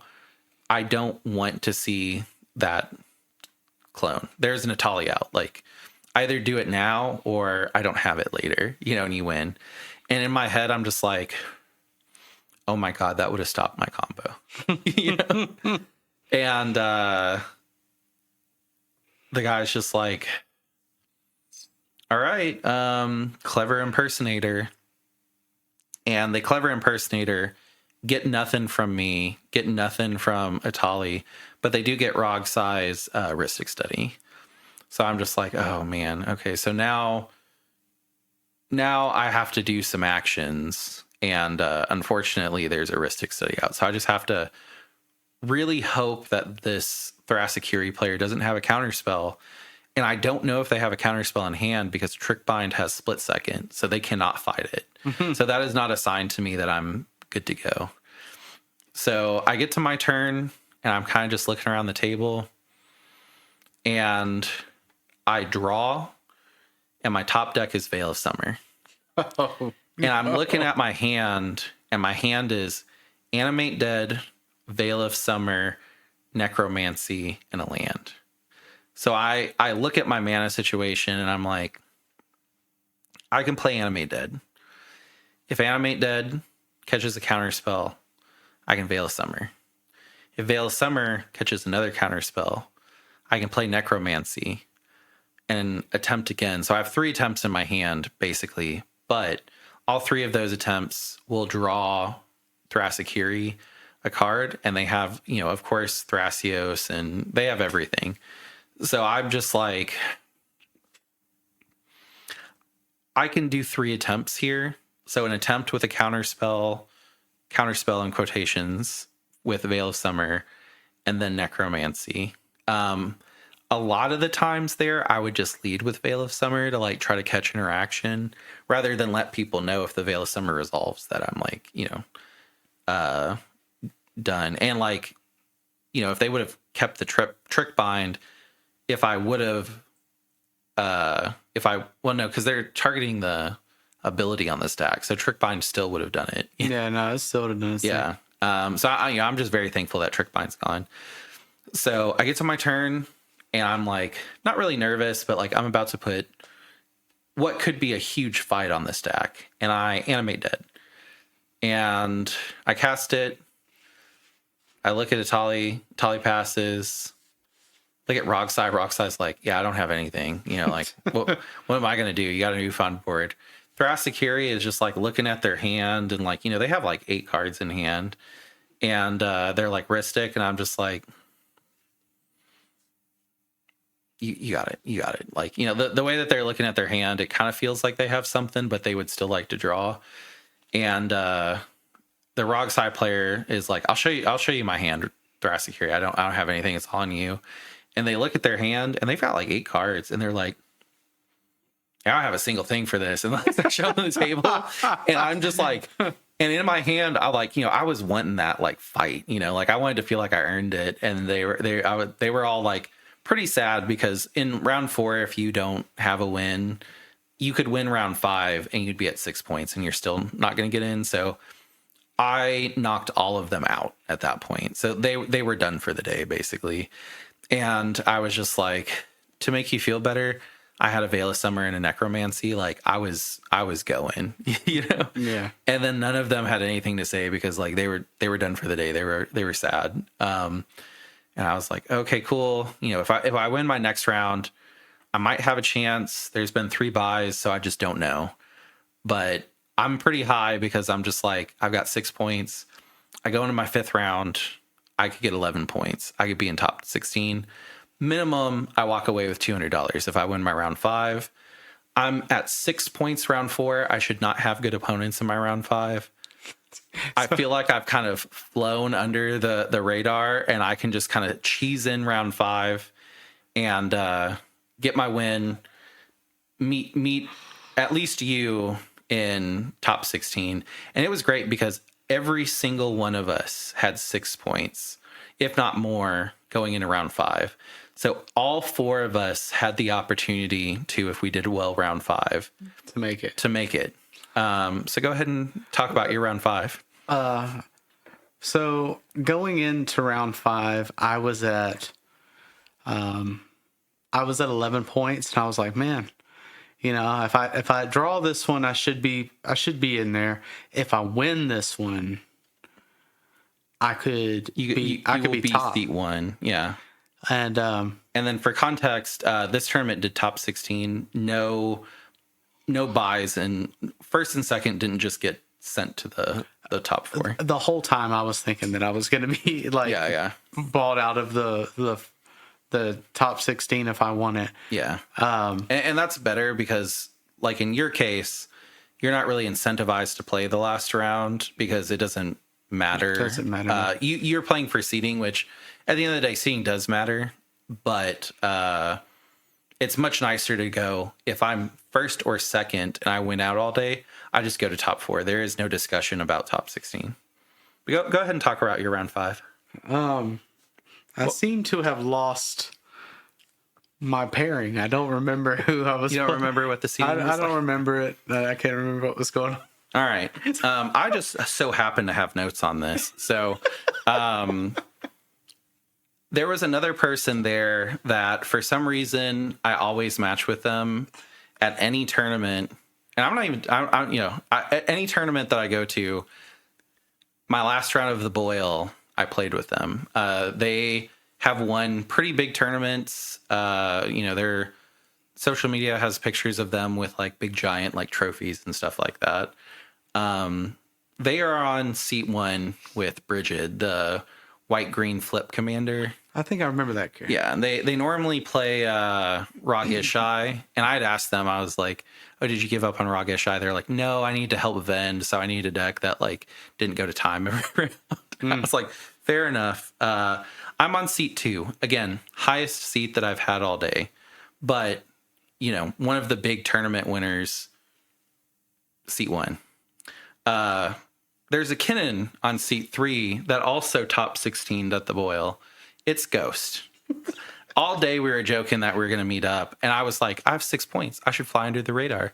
You have 11 points. How would we ever meet up? We met up. And then worst deck to be in seat 4, Magda. So I'm looking at it and I'm just like, if me and Ghost fight, Magda just wins. Magda just goes, hey, thanks, and then slips through. And we're all kind of having a fun game because like I'm in a dark place. I'm gonna be honest.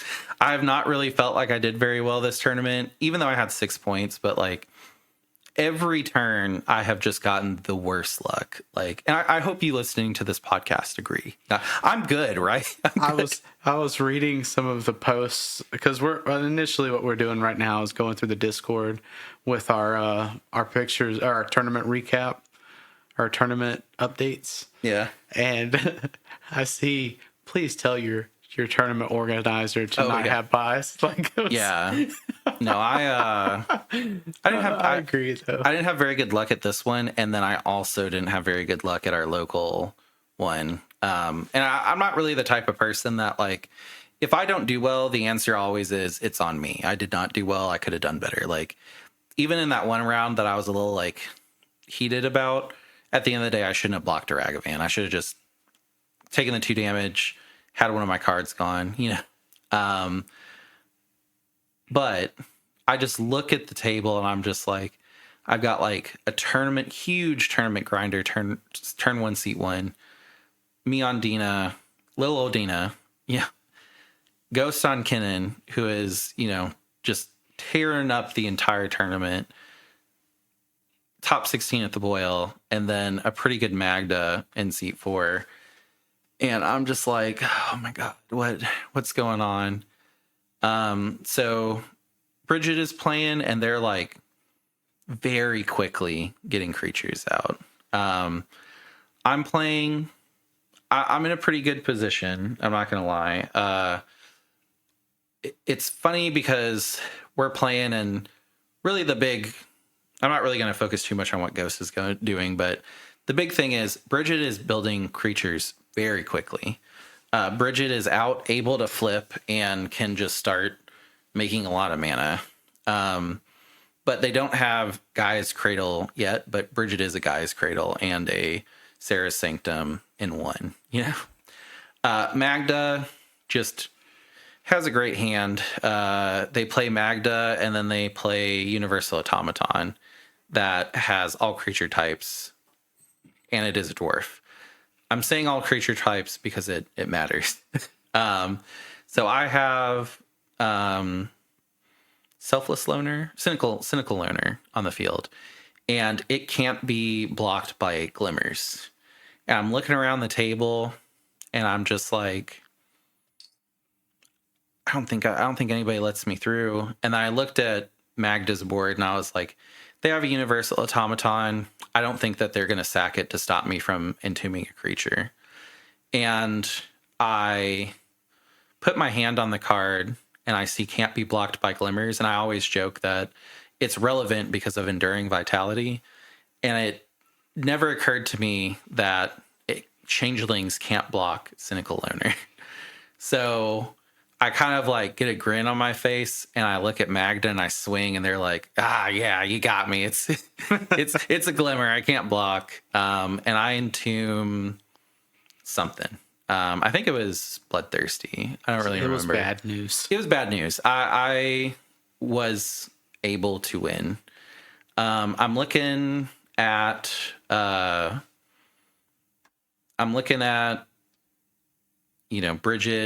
Bridget, I think could win on their next turn. I'm winning on my next turn for sure.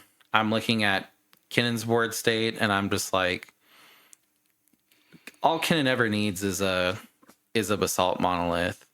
And I'm looking at Magda, and Magda absolutely has 5 treasures on their turn. And 5 treasures, with how small their board was, didn't do it right away.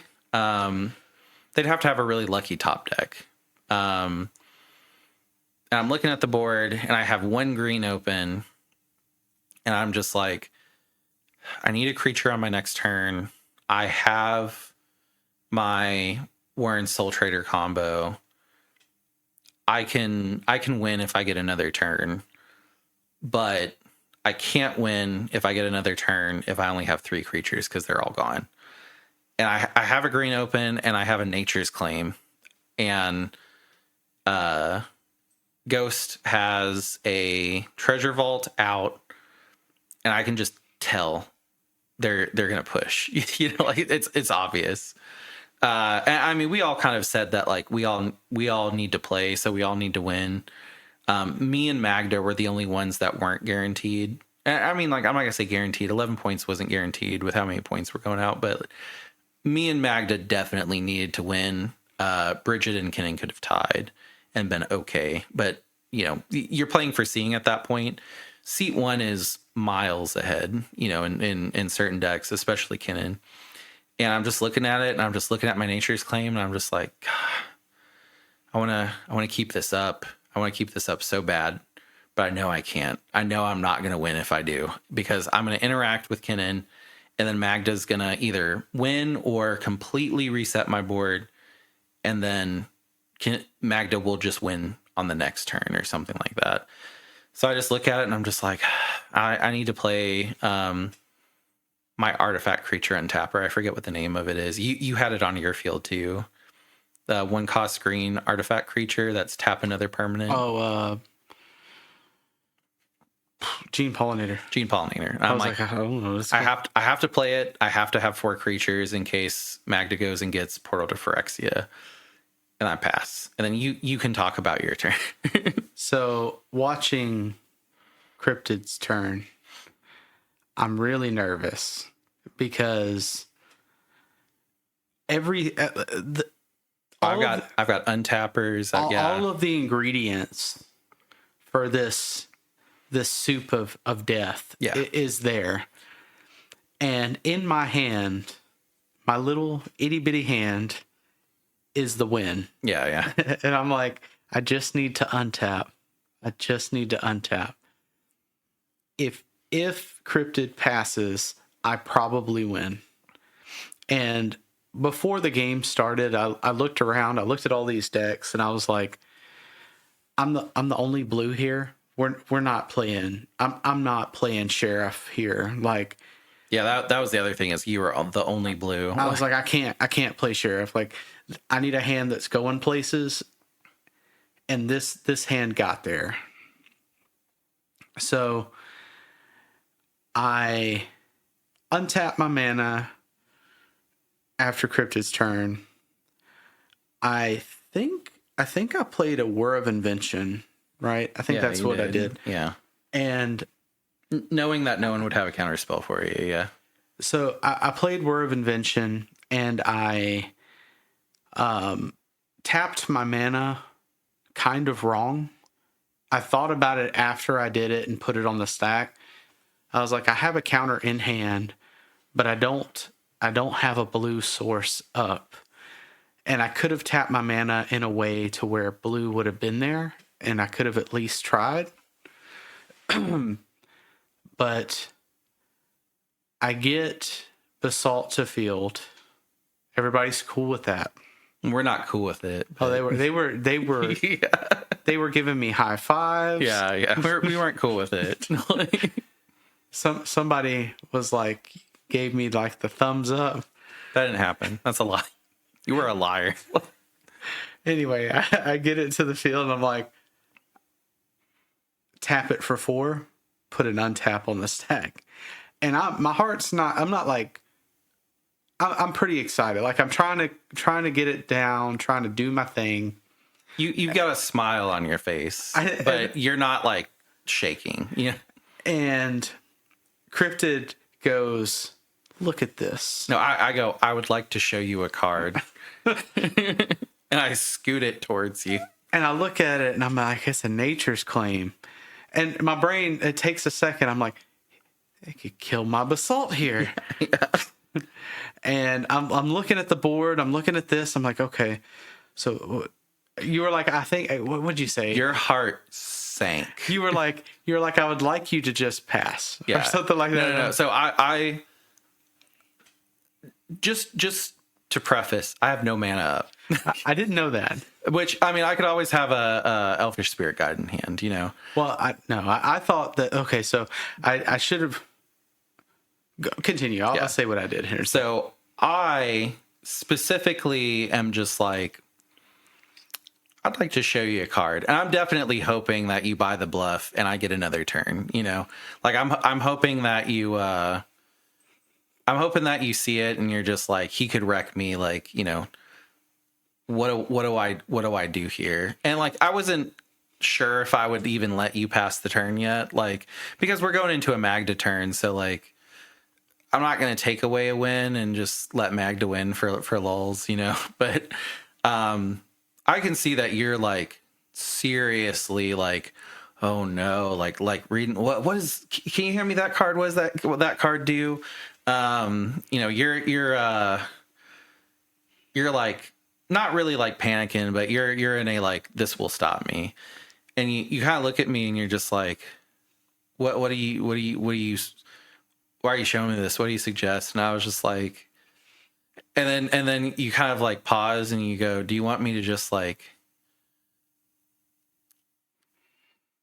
keep it tapped? Or, you know, and I'm just like, yeah, sure.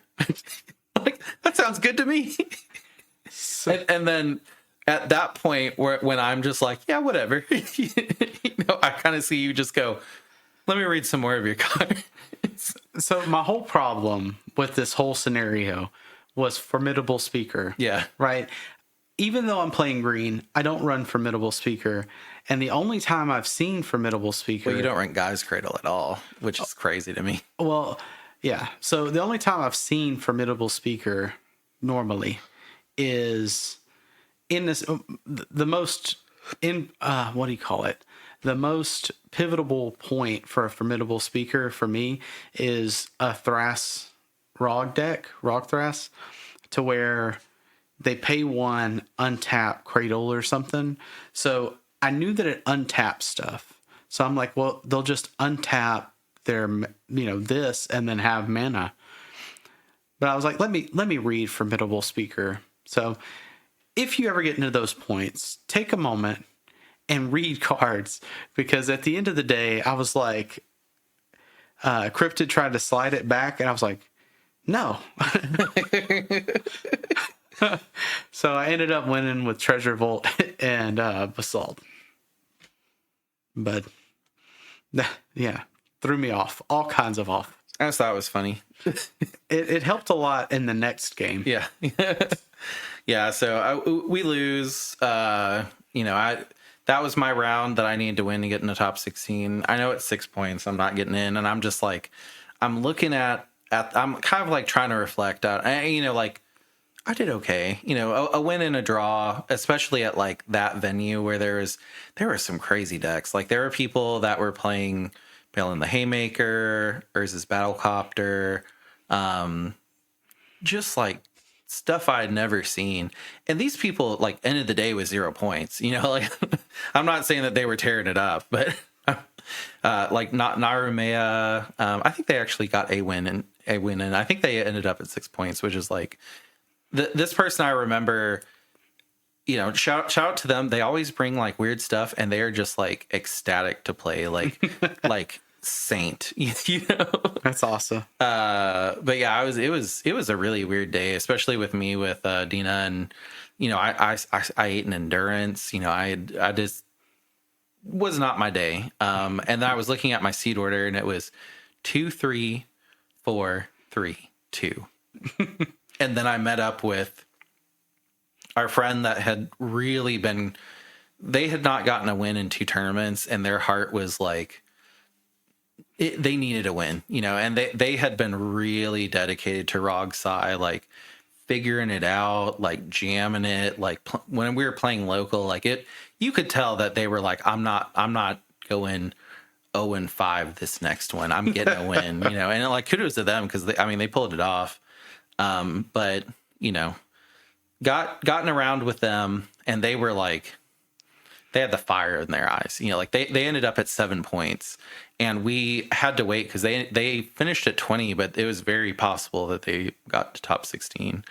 And I was just trying to reflect, and I was like, what could I have done better? And it's like, really nothing. I saw friends in like two of 5 rounds. I just stumbled into like the weirdest interaction, and I 2 tournaments in a row where I didn't get to top 16 really shouldn't hurt my feelings. But I know I'm a better pilot on Dina than that, and it's actually like brought my elo down quite a bit. And this is just kind of a shout out to the people that kind of keep at it, where at the end of the day, I know I'm a good pilot, and I know that it's not reasonable for me to think I'm going to get top 16 every time. I did 3 tournaments in a row where I was undefeated in Swiss. And that, that's not reasonable, but I was kind of like beating myself up, and I was like, I got 6 points, and, I got matched up with Ghosts in the final round. Like I'm fine. I did okay. I got it on the next one. So that's funny you say that, because every time we play locally, I have to tell myself this all the time. I'm like, I lost turn 2 to Rogsai, but I know that there's nothing that needs to be changed in my... Well, maybe there's some stuff that could be better in my deck, but I shouldn't just be making changes willy-nilly. Yeah, you shouldn't make changes to win your local pods more. Like, yeah, and where I would like to win more, I mean, everybody would. Yeah. I have to also understand that the pods that I'm playing locally are usually my worst pods possible to get. Mm-hmm. So, and And I'm done for the day. You can talk about your top 16 and top four. So I'm going into my top 16 with seat 1. I'm top in the tournament at this point.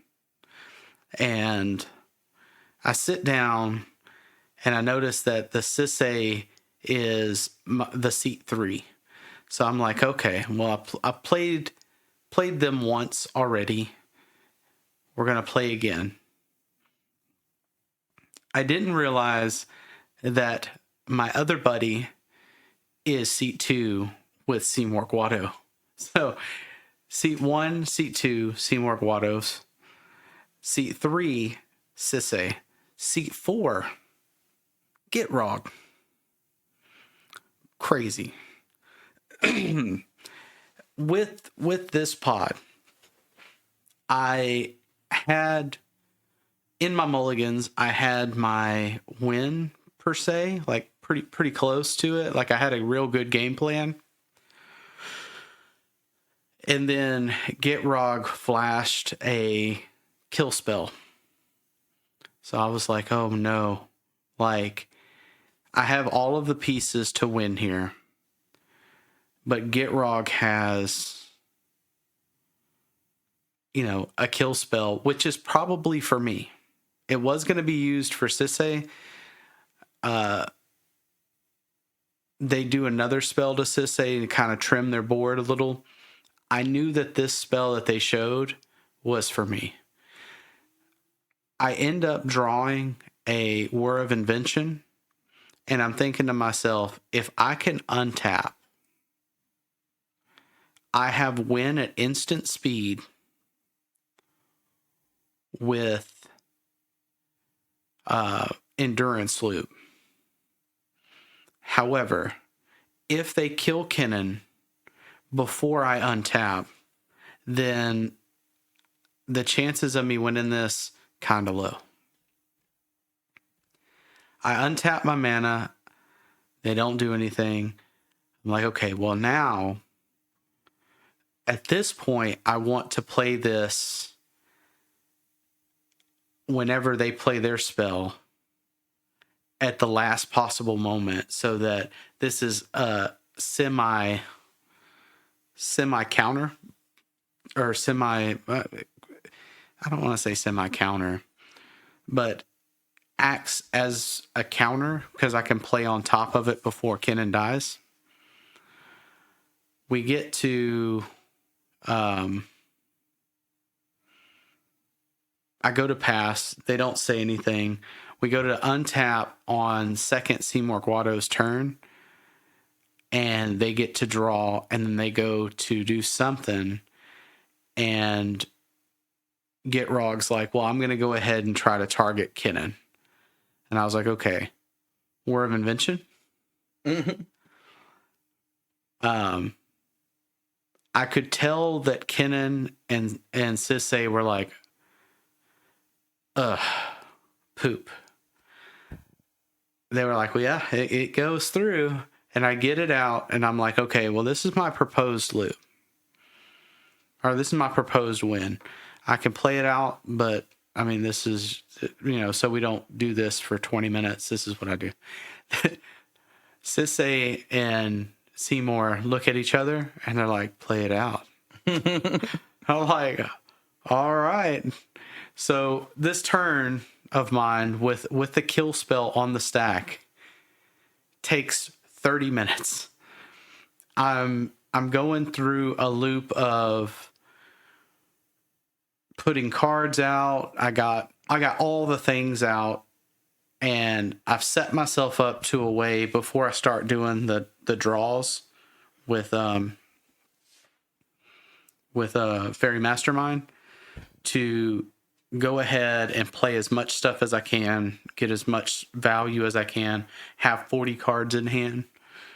At top 16, I completely approve people saying play it out. You're playing for big money. It's professional level. So, luckily, in my last pod, I had to critical think a way to win when there was no problems. So I'm looking around. I'm getting everything together. They're wanting me to play it out. Cool with it. The judge walks over and sees my board. It has Hullbreaker Horror. We have a stack that's sitting there. There's no more commanders on the field. I've already picked up everything with Hullbreaker Horror.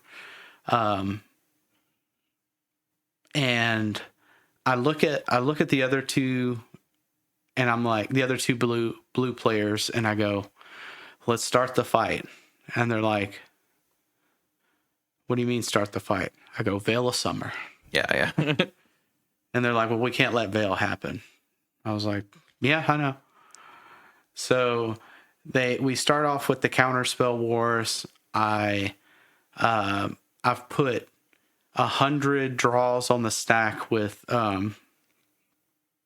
Fairy Mastermind. And with Fairy Mastermind, if you kill a player, all of their spells fall off. You know, Oh, yeah. So we're there.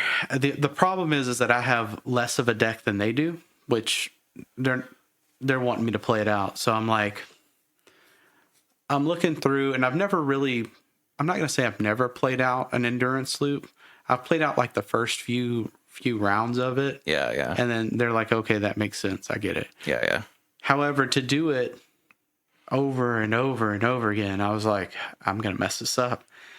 And I'm looking through my hand, which is like 50 cards. And I'm like, I need to get more cards in my graveyard. And I use it's not Snapback. Chain of Vapor. Chain of Vapor. Yeah, to sack your lands. And I was like, I could just sack all of my lands here. Yeah, and then put them back on the field with Thrasios, and Yeah. So I was like, I'll just run through this way. Yeah. And Seymour had a Seymour 2, second seat, had a trick bind. Yeah. He had a trick up his sleeve. They really like that card locally. Come to find out, and it's a good card. Yeah. So we're in this position to where they thought that if they trick bind my Fairy Mastermind, I'm done. And I look around, I raise my hand and I go, Judge, I had a question real quick. If I was to pick up my Fairy Mastermind, would this now be a new permanent? Yeah. Yeah. I think I know the answer, but I just want to be sure. And they were like, it would be a new permanent. I go, okay, cool. So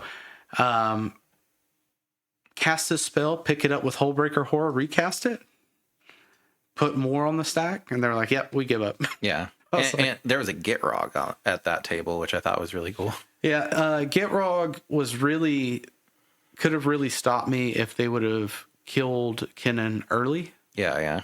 However, be it that I untapped, I was able to do it even on another person's turn because I didn't cast anything my turn. Yeah. And I mean, there's also that same mentality of like, yeah, I can just smoke Kennen and pass to somebody else that's going to win. You know, what's the point of that? Like, but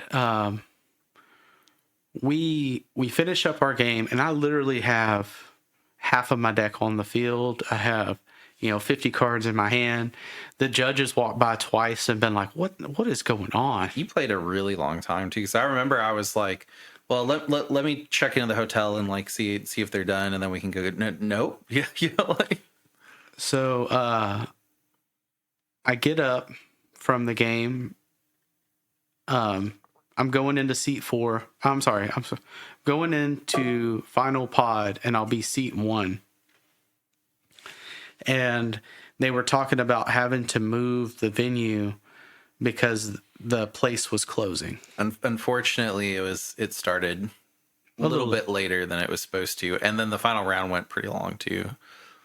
So, well, the top 16 went top pretty 16, long, yeah. So we get to a point where they're trying to figure it out, and I look at the judge and I go, "What if we just split the pot?" He's like, "Well, let me ask him." I didn't think about that. Yeah. I was like, "Okay," because it's 2,500. I mean, we have the GIF up on the screen, but 2,500 to the winner. Second through fourth get $500. Instead, everybody could get $1,000. It was 8 something is what it ended up being.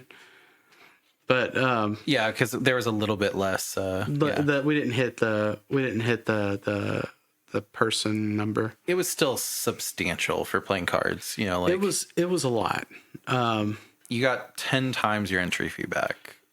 And I really think that I could have, if we would have played the final one, me being seat 1, I think it was me seat 1. There was a Blue Farm player, a Shorakai player, and then Capatra. Which I did not know that they were there. I actually, when I started my Dina deck, I had recently saw them and Chatterfang do very well in a big tournament. So I took both of the decks and then sandwiched them together to do Dina. And like it's changed completely since then. I've been playing and editing it a bunch, but I wish I would have gone against them because I would have been like, oh, I play bad Golgari too. You're just better at it. Like, yeah. We both play bad. Yeah, we both love playing bad stuff. Isn't it so cool when you go against Natali and you just have junk? Or like when someone swings at a Ragavan and you're like, yeah, bro, do it. You do not want what I got. Like, you know? Moral of the story, if I would suggest anybody that understands their combos and maybe doesn't play them very much, play them around every so often just to get familiar with it. Yeah. And don't get nervous if you have to play it out. Take a deep breath and play it a little slower. I have been in a tournament round, and then, you know, this was not top 16 or anything like that, but a Kinnan player played Basalt, and then they played Void Mirror. Is that what it's called? Mirage Mirror. And they were like, all right, well, I have infinite colored mana. And I went, how? And they went, oh, it's the combo. And I was like, I know it's the combo. Tell me how. And then they were like, well, I don't know how to play this out. And I was just like, I'm sorry, I'm not helping you. And the reason that I asked was because it was important what they ended on for some reason. And I don't remember why, but well, I've also seen, not to cut you off, but I've seen Kennans try to do the combo with a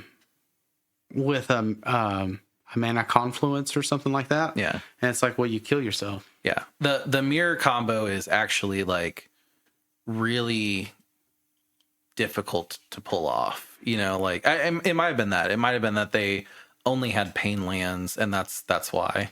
I have also copied a gemstone, not gemstone mine.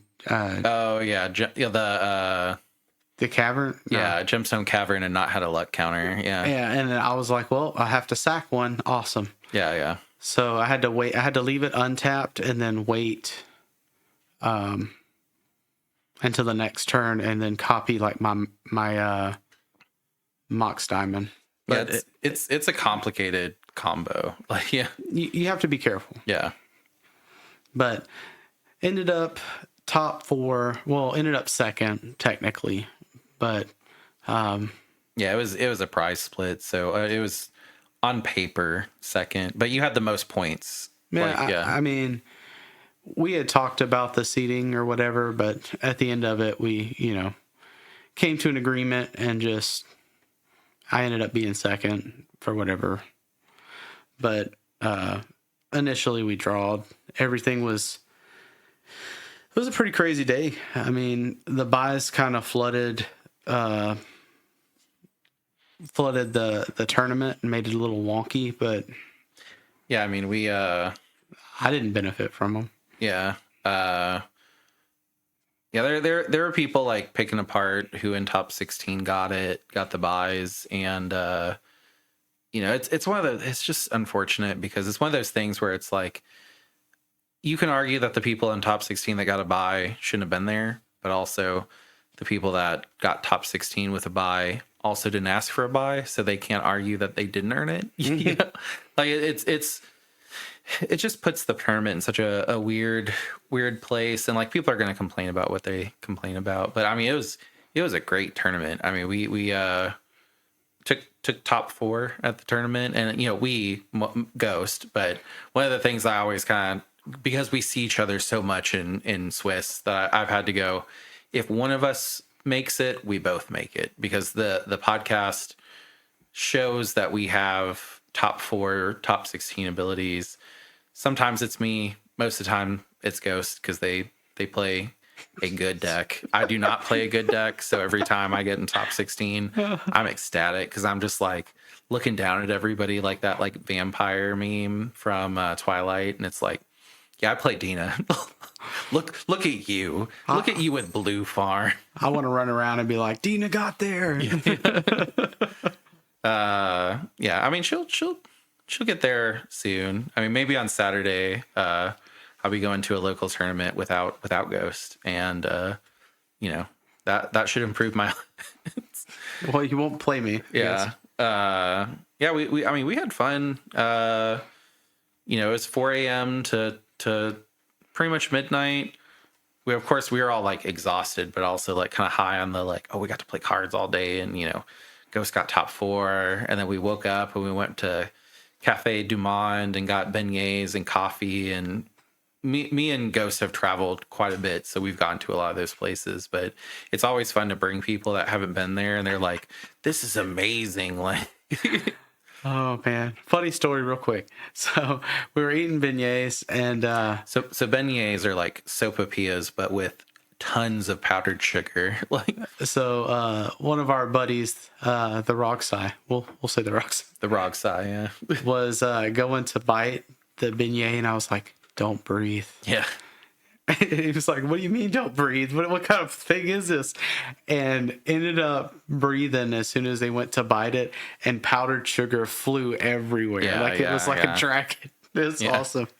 I got a nice Cafe Du Monde thing for my coffee beans. I have I have the Dina Discord, and we're up to 15 members. There are 15 people that care about Dina. But I have a little tea chat and then a coffee chat part, and I was able to put like a lot of pictures in like the coffee chat and the tea chat. And I mean, anytime, like, so when we went to Starbucks after and I got that green banana bread drink, I put it in there. Like, it's cool because there are people that like play casual, and they don't talk about Dina. They just post like, oh, I found a soap that's green and black today. Like, this reminded me of Dina. Or like, oh, hey, I went and got this boba tea, and whenever I got the boba tea, it was green and black, and it really, that's so funny. Yeah, it's fun. It's a fun place. I don't post a lot in it, because a lot of it's me just being like, I'm second in the world. I wish there was a Kennen Discord. Oh, there is. There's a lot of them. They're boring though. Yeah, I don't know. Yeah, but I mean, it was fun. I mean, anytime traveling, it's good to go. One of our friends that started with us in our kind of CDH journey, it was the second tournament I ever played and first top 4 I ever got. This was the tournament that was from that, and it was kind of crazy because that first one we went, and it was like 30 people. It was still a great tournament, but it was like 30 people. And now it was almost 70, so it was their first one. And it was a great tournament. People are going to talk about how great it was. The prize was substantial. It was a 6.5K. Like, those type of prizes are going to bring great talent, lots of people. If they, they're going to keep doing it. I think they said that they're going to do 3 to 4 a year. And, if you guys are in the New Orleans area and you're thinking about going to a tournament, we're going to go. You'll see us there. We always bring our holding priority play mats. I want to work on some jerseys eventually. I was going to shout out the tournament organizer and that event as well. Yeah. There are so many cards to look at. Like, oh yeah, the 504 shop is great. Yeah, they're awesome. But they were talking about doing it often. So if you hear this podcast and you're like, oh, I'd like to try that. That sounds like a good time. It's going to happen again. I think they said sometime September or August or something. I don't know. I think they said their goal was 3 to 4 times a year, and they also do a So we were in the showroom, but there was also an entire Pelican TCG thing on the side that was like Magic and all that stuff. There were people that they were playing the tournament and they had sent their significant other to the other side, and then I saw people coming back with like Pokemon plushes and like stuff like that, and I was like, oh man, like I want to focus on the tournament. I don't want to get distracted, but like that looks like a cool place to go. I didn't have time to go over there. I wanted to though. We had had a little bit of time, but by the time we had gotten out of Swiss rounds, I was like, I don't want to see a card the rest of the day. Like, how are you guys still talking about cards? Shut up. Like, Yeah. It was a long, fun day. I did pretty good. I think that it was fun all around. I think nobody in our group was like, I didn't have a good time. It was fun. I had the worst time, and I had a fun time. So, Yeah, that's what I'm saying. I mean, it was really cool that we brought 4 people there, and going into round 5, all of us could have gotten a top 16.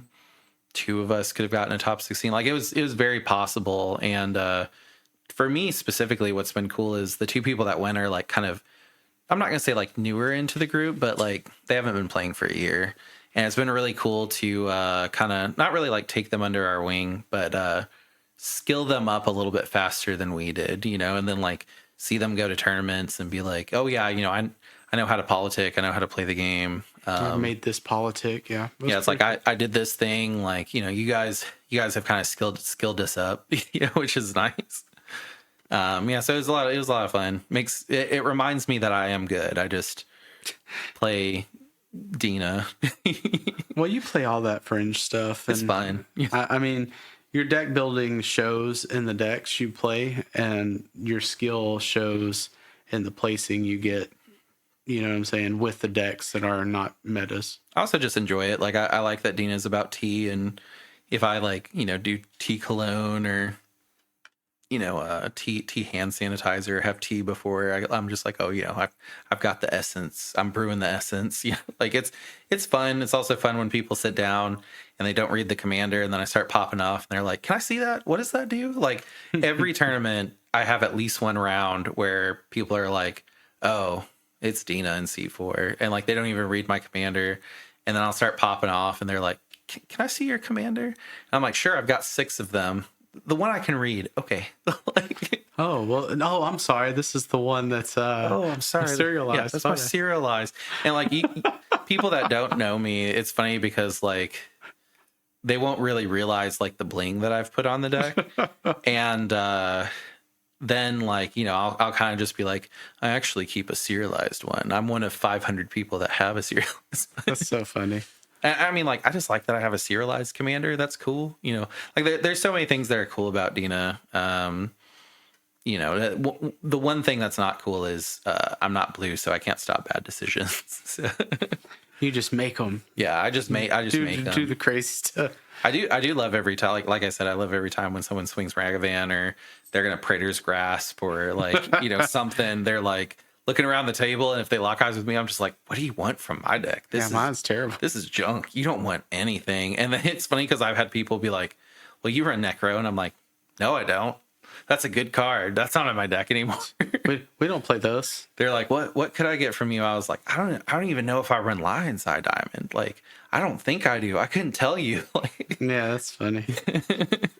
That's funny. It's like, genuinely, I do not know. There are some times where I like start my turn and I crack my land before I make any actions, just so I can look through my deck and be like, what am I going to tutor out with a Green Sun Zenith? What 2 costs do I have? Let me look. Ooh, these aren't good. I'm not going to play this card. But that is us. And that is our experience at the Crypts and Salsa. Always a good time. Definitely recommend it. Congrats to Ghost for semi-winning the tournament. I mean, all 4 people won the tournament technically, but I mean, another one under our belts. Always cool that we can kind of show that we are good. We do have skills. At least one of us does. Nah, I think we both do. Yeah. All right. Thank you guys for listening. Please remember to comment, subscribe, all the algorithm stuff. It helps a lot. I definitely see you guys in the comments that are like, I'm just commenting for algorithm. That's completely okay. If you're on podcast platforms, please leave us a 5-star review. We are super, super close to 20,000 downloads, and we want to hit that for podcasts. We've done some giveaways on Discord for YouTube subscribers. That's really where we're trying to focus a lot of our growth is into the YouTube subscribers, but we are podcast first, so definitely want to do something for that. But yeah, thank you guys for listening, and we'll see you next time. Thank you, guys. Bye. Bye.